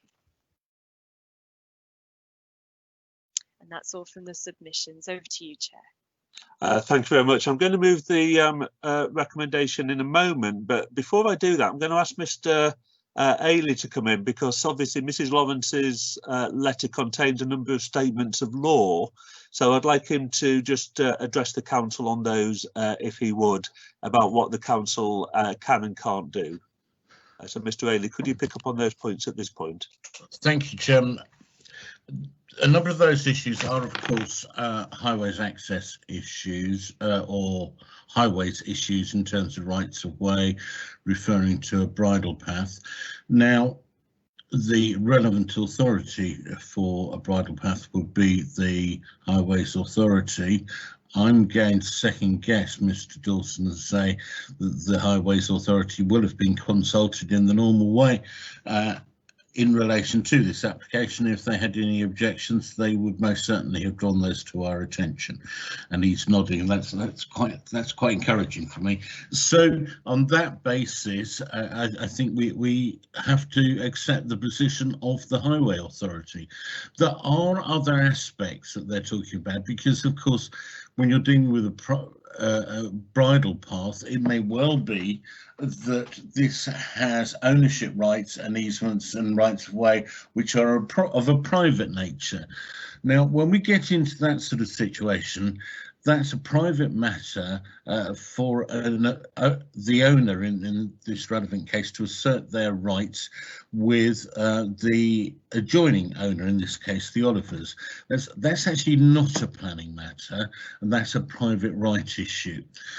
The third issue that is covered by Mrs. Lawrence is the hedgerows, and obviously we would have regard to concerns about whether bits of hedgerow need to be removed. We just dealt with a lengthy application over at Trowell where large chunks of hedgerow are having to be removed and possibly replaced. So it's not a blanket situation that these hedgerows are immutable and cannot be removed. It may well be that they can be removed. They're obviously being removed with an eye to access. If there's a private access concern there, that's a matter of law, and Mrs. Lawrence and others need to take their own legal advice. If it is in relation to an access off a bridle path, well, that is a matter that the Highway Authority would comment on if there was indeed any issue, and we haven't received any negative comments from Nottinghamshire County Council as Highway Authority in relation to that. I hope that's of assistance.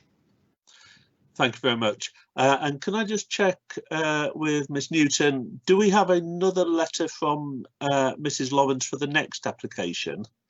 I just want to make sure. It's actually the same letter. So she asked for the same letter to be regarded for both items.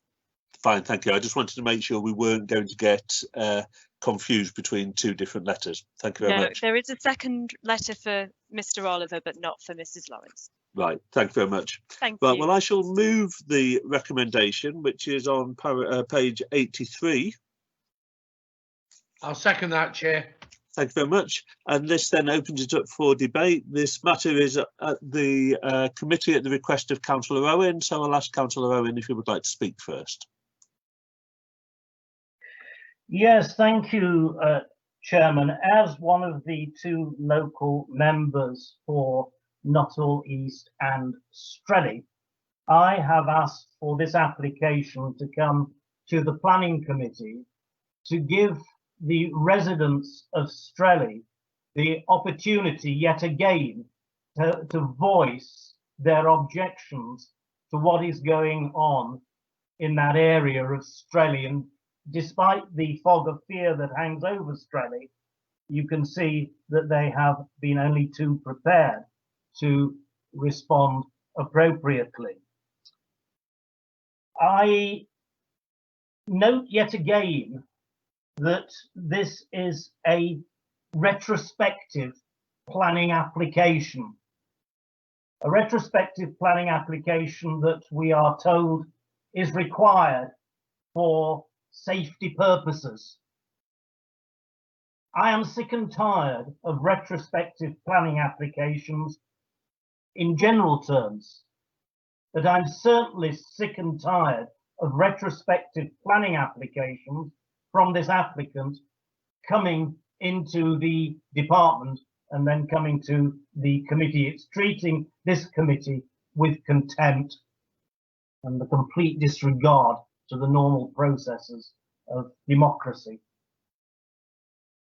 This application is, as I've said, supposedly for safety purposes. If it were so important for safety purposes, wouldn't you have thought that it might have been included in the original application? Because I would have done. Safety is supposed to be of paramount importance, yet all we see it as an afterthought, something to put in an application for retrospectively. Now, I note Mr. Dawson's comments about the principle having been established that this is an acceptable use. But I take you back to the original recommendations of the planning officers, where they said that this was greenbelt and this was an inappropriate use of greenbelt. And so any addition which this application is to increase the volume and substance of the structures continues to be inappropriate. In fact, it's an additional inappropriate use on an already inappropriate use. And in order to overcome an inappropriate use in green belt, you have to demonstrate very special circumstances. Well, I have never accepted, and the residents of Strelly have never accepted, that the keeping of wild animals in a rural area are very special circumstances. And I noted right at the beginning of this evening that I think it was Councillor Carr that said local councillors know their area. You bet we do. I certainly do, and Councillor Simpson does. And we advised that this application should have been turned down originally, and this subsequent retrospective application should also be turned down because it causes additional harm to the green belt. In fact, in the conclusion of paragraph 8.1, it continues to recognise that there is harm to the openness of the green belt. That's recognised even in these circumstances. So I urge the committee to reject this application. As the local member, or one of the local members, I will continue to bring any application to committee if residents of Strelly want it. And the overwhelming majority of residents of Strelly Village are opposed to what is going on up there. And I've only been able to scratch at the surface because a lot of what else is going on, of course, as Mr. Ailey says, are not planning issues. But all I know is that what has happened as far as this application in its entirety going back is concerned has brought this council into disrepute. And I believe that there will be a formal complaint to the local government ombudsman. And I look forward to sharing my views and my thoughts with the local government ombudsman. But I would ask members to reject this application as you should have rejected the original applications. Thank you, Chairman. I will be commenting on the second application separately. Thank you very much. I'm sure the local government ombudsman will be looking forward to that immensely. Of course, what has changed is that whatever the views of Councillor Owen, or whatever the original recommendation, going back to the original application, the members of this committee decided that there were very special circumstances, and the views of this committee in that regard are paramount, and that has informed the decision or the recommendations of the officers this time. Now, I'm trying to work out from the order of comment. I think Councillor Jackson and Councillor Pringle have both indicated to speak as well, and if that's correct, I'll call Councillor Jackson, please. Yeah, thank you, Chairman. And first of all, thank you for trying to get my views on the previous item across. My laptop is still playing up, but anyway, we'll try and work around it. I wasn't actually going to comment on this item. I simply wanted to say that I agreed with the recommendation moved and voted on the last item. But I've got to say, you've just said that this committee agreed there were special circumstances why this was granted permission previously. Well, I don't know what those special circumstances were, because at the following meeting, so the meeting after this was first granted planning permission, that was missing from the minutes, and I've never seen anything since that tells me exactly why this was granted planning permission.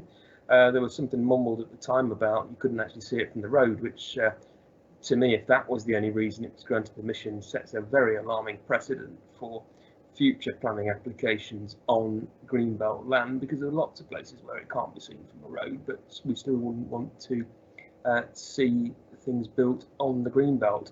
I've got to admit I'm in two minds on this one. I would not have supported and didn't support it in the first place. I can kind of see an argument that what's now been added on to this small cage might make things better for the cats that are in there. I still don't think it's a suitable place to be keeping them. I shall listen to the rest of the debate before I make my mind up, but I'm very unhappy about it. Right, thank you very much. Issues concerning whether this is a suitable place for keeping of cats is really a licensing matter, and you know, I was very keen that we don't trespass into licensing. My recollection of the grounds that we put forward, or the reasons that we felt that there were very special circumstances, were twofold. Firstly, the temporary nature of the structure, in that there is now a signed undertaking from the applicant that this will be dismantled after the death or departure of the 3 cats that currently occupy it, and secondly that there is no impact on the openness of the greenbelt, given that it is surrounded by trees and or fence, and of course the site itself is abutting the M1. There was discussion about whether the risk of the animals being put down amounted to very special circumstances. To my mind, I did not find that as a ground, given the assurances that had come from the Born Free Foundation and others.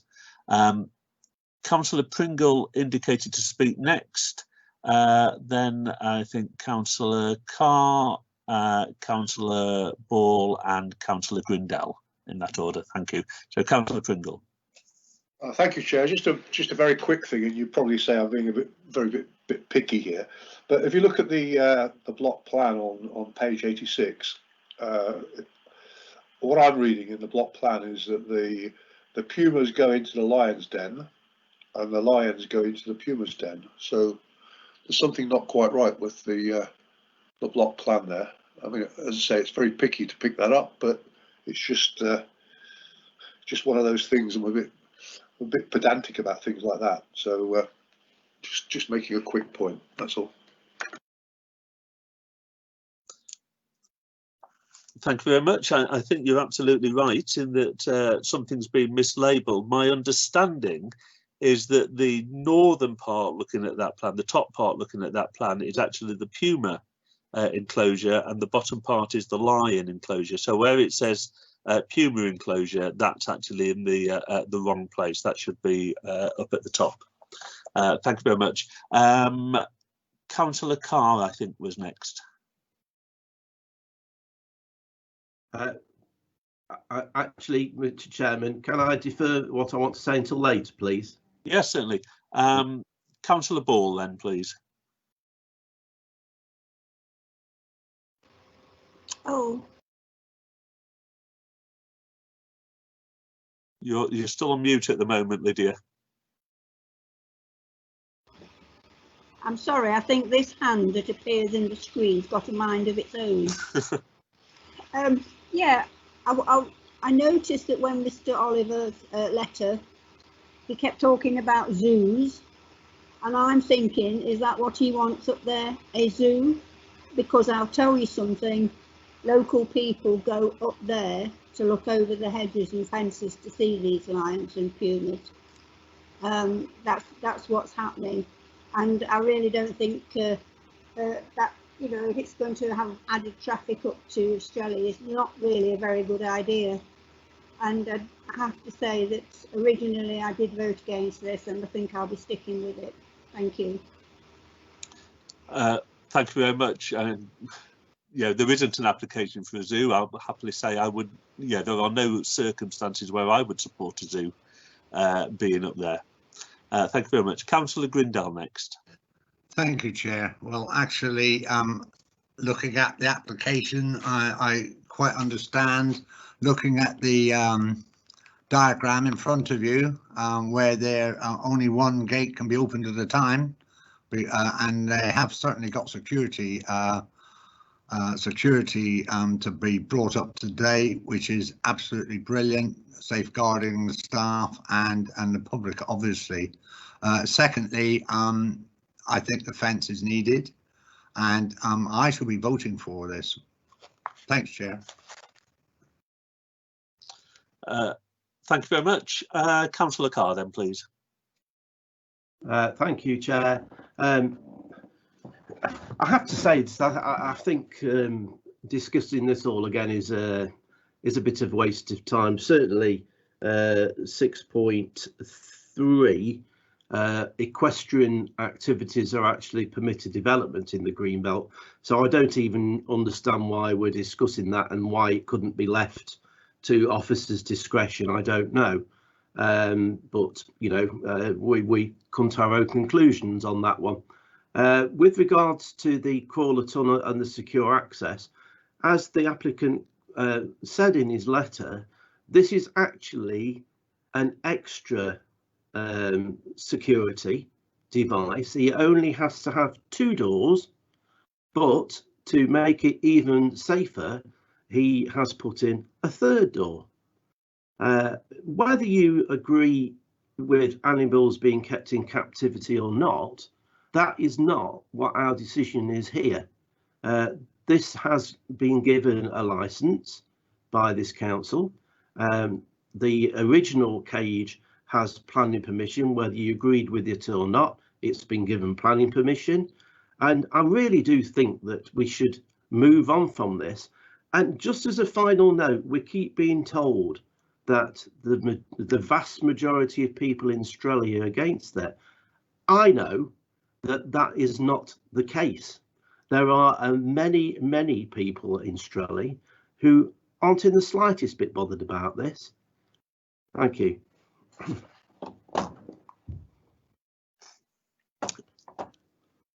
Thank you very much. Councillor Pringle wants to come in with a quick point. Councillor Pringle. Thank you, Chair. Just a very, very quick point. I don't know how many people read, but in the Sun newspaper quite a little while ago, there was a situation where a young lady who was something to do with the keeping. We can't talk about that. Well, we have to restrict ourselves to planning issues, not to particularly any matters that might be currently the subject of an investigation. So is there a planning point to this, Councillor Pringle? The only question I was having was the gate put in after that or before that? Right. Move the vote, please, Chair. Well, hang on. I'll ask Mr. Dawson whether he can answer that question, and then we'll move to the vote because nobody else is indicating to speak. So, Mr. Dawson, are you able to answer that, or is there anything else you would wish to add? I have no idea when the gate was put in, I'm afraid, so I can't answer that point. The only issue I'd come back on is I understand the BSC last time around was based on animal welfare issues and open structures, and also the point about the puma enclosure on the block plan.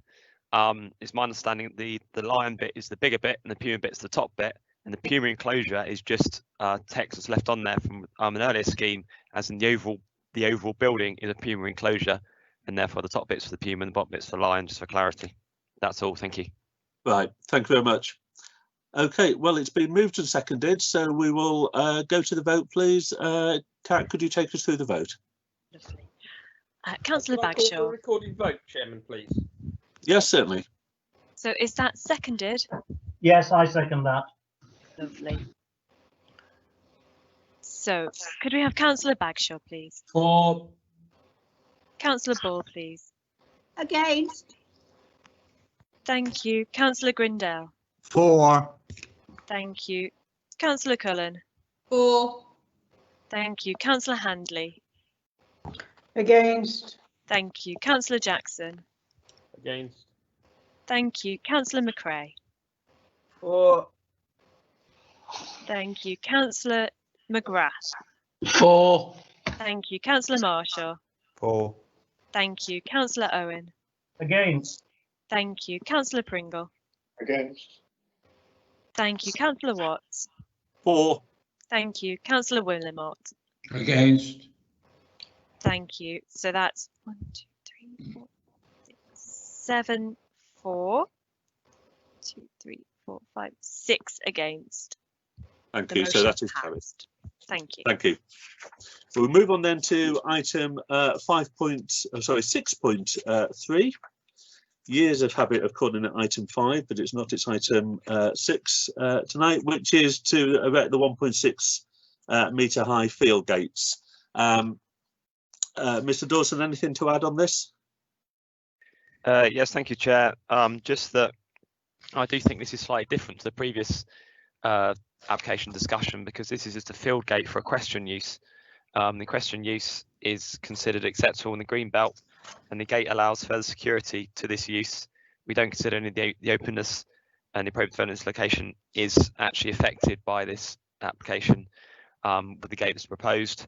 There was one of the questions posed during the course of the, I think, consultations with the application about when this access was actually created, and it looks on historical mapping that this opening has been in place for a considerable period of time, and so that's all I've been told by the officer, that the opening has been there in historical mapping for a significant period of time. That is all. Thank you. Thank you very much.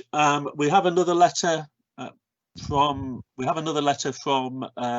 Mr. Oliver, so I'll ask Ms. Newton to read that to us now, please.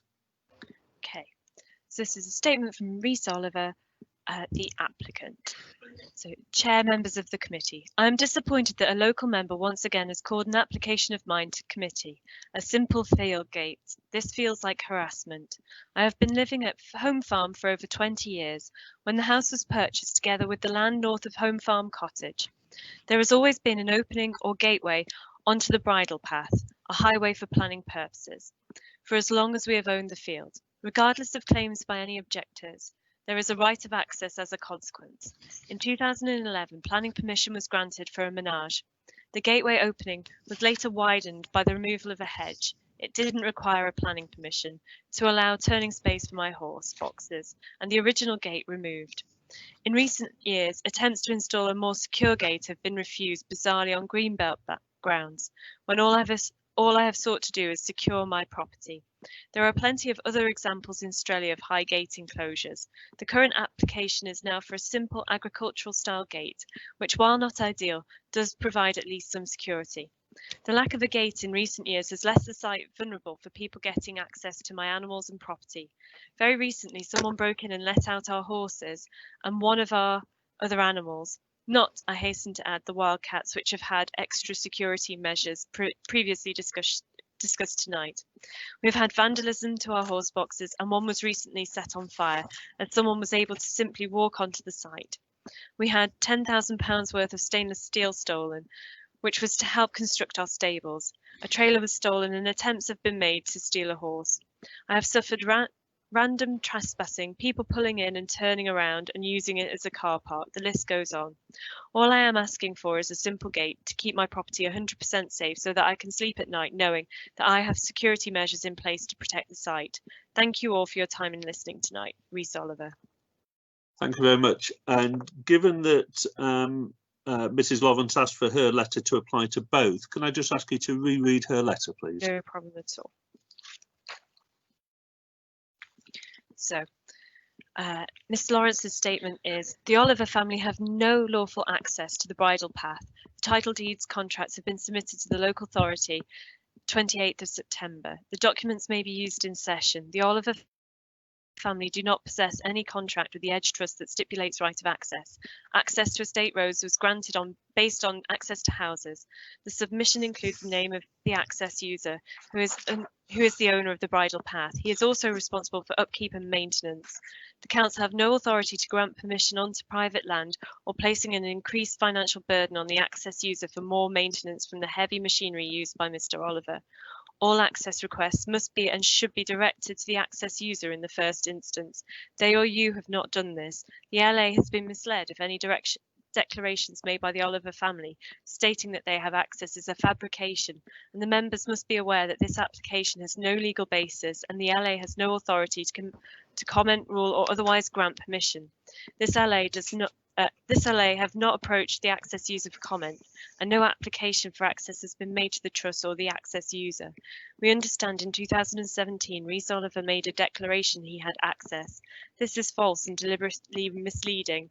A few simple checks would have revealed the legal position of their claim. The 3 unlawful access points have all been created unlawfully and must be removed and hedgerows restored. BT have been informed that the destruction of the telegraph pole was required for the largest hole, making the pole unsafe. Engineers visited yesterday and will be repairing the pole ASAP, which places the guy brace through the middle of the access point you're attempting to discuss. This was removed to create the 11-metre width hole. Have you consulted BT or Highways? Hedgerows in conservation areas are protected and cannot be removed without planning permission, or in this case, agreement from the access user. This LA must reassess its legal position and understand its duties. Thank you very much. Thank you. Well, I will move the recommendation to grant planning permission, which is on page 92 and 93. I'll second that, Chair. Thank you very much. And Councillor Owen's already indicated he wishes to speak on this. So again, Councillor Owen, would you like to go first?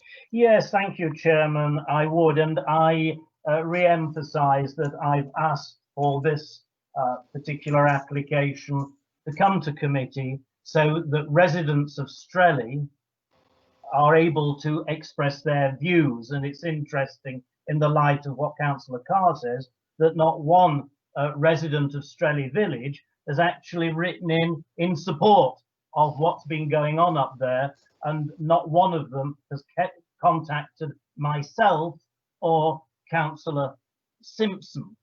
I have sympathy as far as vandalism is concerned, because at the moment Strelly seems to be a hotbed of misdemeanors. In fact, Mrs. Lawrence herself last night had her caravan very badly vandalised, which was parked on her drive. And indeed, Mr. and Mrs. Lawrence were the subject of an assault, which I won't go into the details, but all they were wanting to do was to take a photograph of this gate, and Mr. Lawrence ended up in A&E until quite late in the evening. I note what Mr. Ailey says about the legal requirements and the legal differences, and the fact that some of the issues that have been raised may well hinge on civil matters, and I fully accept that. But what we have here is a proposal to erect a significantly sized gate in an opening that has been extended quite dramatically by the ripping out of hedgerows at some stage or other, which of course I believe is a planning matter, and really is contrary to what we put in our local plan, where we try to protect hedgerows. And we spent a lot of time earlier on this evening talking about a hedgerow in Stapleford, which apparently is far more important than hedgerows in Strelly. Well, I don't accept that. I think they are equally important. I think the points that that Mrs. Lawrence make in her letter are of particular significance, because there is, it would appear, at least a dispute as to whether or not there should be access into the field from the bridleway.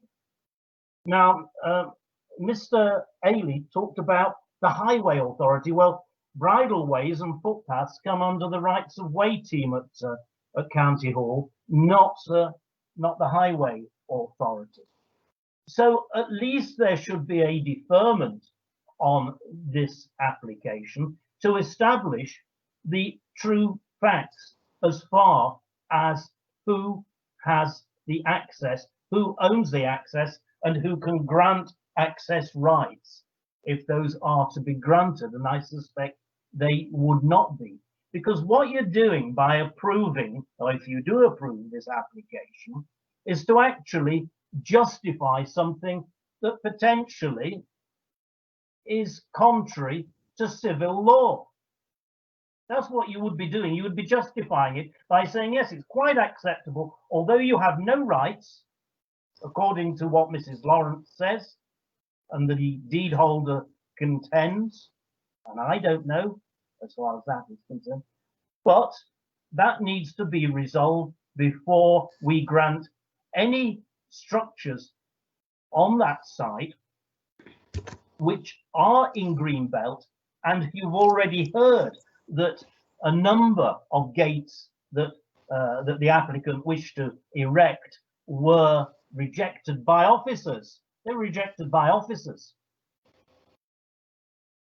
One, I suspect, has been brought forward for approval simply on the basis that they know that there is a majority on this committee that appear prepared to nod things through.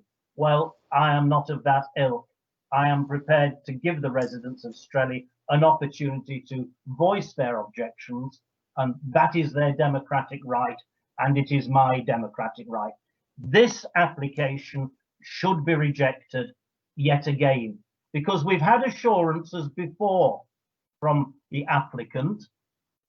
That's why there was a delay of, what, 9 months before the original planning application was signed off in a special report to a meeting a few months ago, because the assurances that the council were given proved not to have any validity at that time. So why should we believe the assurances that the applicant has given this time, when quite clearly there is a contrary view?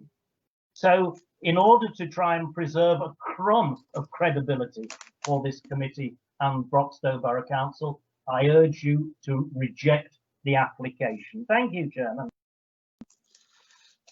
Thank you very much. I am going to recommend that Councillor Owen gets some further training on planning law, because I've said repeatedly tonight that we need to restrict ourselves to issues of planning law. Councillor Owen should know that highways issues and access issues are not a planning ground. He's been advised of that by Mr. Ailey tonight. We have a report from the County Council's Rights of Way officer. If he'd read the report, he would have seen it in paragraph 5.1. He is wasting this committee's time, he is harassing the Olivers, and he is acting in a wholly improper and unprofessional way. It is not his democratic right to engage in harassment of a resident. Whether Mr. Owen likes him or not is irrelevant. I am deeply disappointed that this application has been brought to this committee. Nobody else has indicated. Oh, I beg your pardon. Councillor Carr has indicated to speak, but I'm going to ask him to be very quick because we only have about 5 minutes left on this meeting. So can he make his points very quickly? I already said that this should never have come to this committee because equestrian uses is permitted, Mr. Chairman. Also, I take great objection to Councillor Owen treating this committee as though it was a court of law. I don't think it's acceptable to make insinuations about vandalised caravans and alleged assaults without backing it up in who he thinks has done that, because he just leaves it hanging, doesn't he? Just leaves it hanging there. And about assurances, it's absolutely nothing to do with this application whether we've had assurances in the past. The assurances that we were given were adhered to. It might take 9 months, but we got them. Let's go on to the vote and stop this harassment. Thank you. Thank you very much. I can see Councillor. I can see that Councillor McGrath has indicated to speak, but I am very anxious that we don't run out of time. So again, Councillor McGrath, can I ask you to be very quick in your comments? I will, Chair. Thank you. Without getting too involved with whatever, because I've missed all the football results, I thought we actually run a mediation at Broxtowe Borough Council. Perhaps it would be better if Councillor Owen, who I do respect actually, perhaps he got some of these people who seem to be falling out over not trivial matters, because nothing's trivial when it comes to land. Perhaps if we could go to the mediation at Broxtowe Borough and try and sort it out before we got it here. So he's cut it. Yeah, the Tories scrapped that, unfortunately. Can we move to the vote? We've had a moved and seconded recommendation, and I'll ask Miss Newton to take us through the vote. Thank you. So, could I have the vote from Councillor Bagshaw, please? For. And Councillor Ball, please. Against. Councillor Grindell, please. For. Councillor Cullen, please. For. Councillor Handley, please. Against. Thank you. Councillor Jackson, please. Against. Councillor McRae, please. For. Councillor McGrath, please. For. Councillor Marshall, please. For. Councillor Owen, please. Against. Councillor Pringle, please. Against. Councillor Watt, please. For. And Councillor Willimott, please. Against. Thanks very much. So it's 7 against 6 again, so the motion is carried. Yeah, thank you. 7 for, 6 against. You actually said 7 against, 6 against. Right, well, we have one item left on the agenda, but we have been going for 3 hours 20 minutes, and then there are the note and reports as well. We only have about 2 minutes left on this meeting. I propose that we defer all the other items to the next committee meeting because we are going to run out of time very shortly. So I apologise to anyone who's been waiting for that application or to comment on the appeal decisions. But in practical terms, Zoom is going to kick us off in a moment. So I propose deferring everything else. Do I have a seconder to that? I'll second that, Chair. Thank you. I know Councillor Jackson objects to that, but we are very short of time, so I'm going to move straight to the vote. Well, I'd like to speak on this. if I may. We don't have time because we will simply get cut off partway through speaking. First of all, we're not on Zoom or on Teams. We are going to move to the vote, Councillor Jackson. We've gone on long beyond 20 past 10 at night in previous occasions. Councillor Jackson, please be quiet. That was provided at the beginning of this meeting to take place at a separate. Councillor Jackson, be quiet. Why do I have no way to behave and speak to a member? Party? You should know no, better. You don't like to hear our views. Right, I've just been muted. I can unmute myself just as well as you can mute me. Can I ask Miss Newton to take us through the vote? I object to being muted. Can I ask Miss Newton to take us through the vote? In the way that you are shouting at me, in the aggressive manner in which you are shouting at me. Can we mute Councillor Jackson and move to the vote? So are we voting on the deferral of item? Deferral of all further items. No, we're voting on the ending of democracy. Can we please mute Councillor Jackson? So if I could take the vote from This is an Councillor improper Bagshaw, use please. of the facility. Can we please mute all councillors until it is their turn to vote? And councillors, please respond either yes or We no. can unmute ourselves, so don't worry. Right, I'm going to move that we end this meeting now because of the contempt being shown by Councillor Owen and Councillor Jackson. As chair, I declare this meeting closed. That is the end of the meeting. We do not need to vote. I have that power as chair. I have exercised that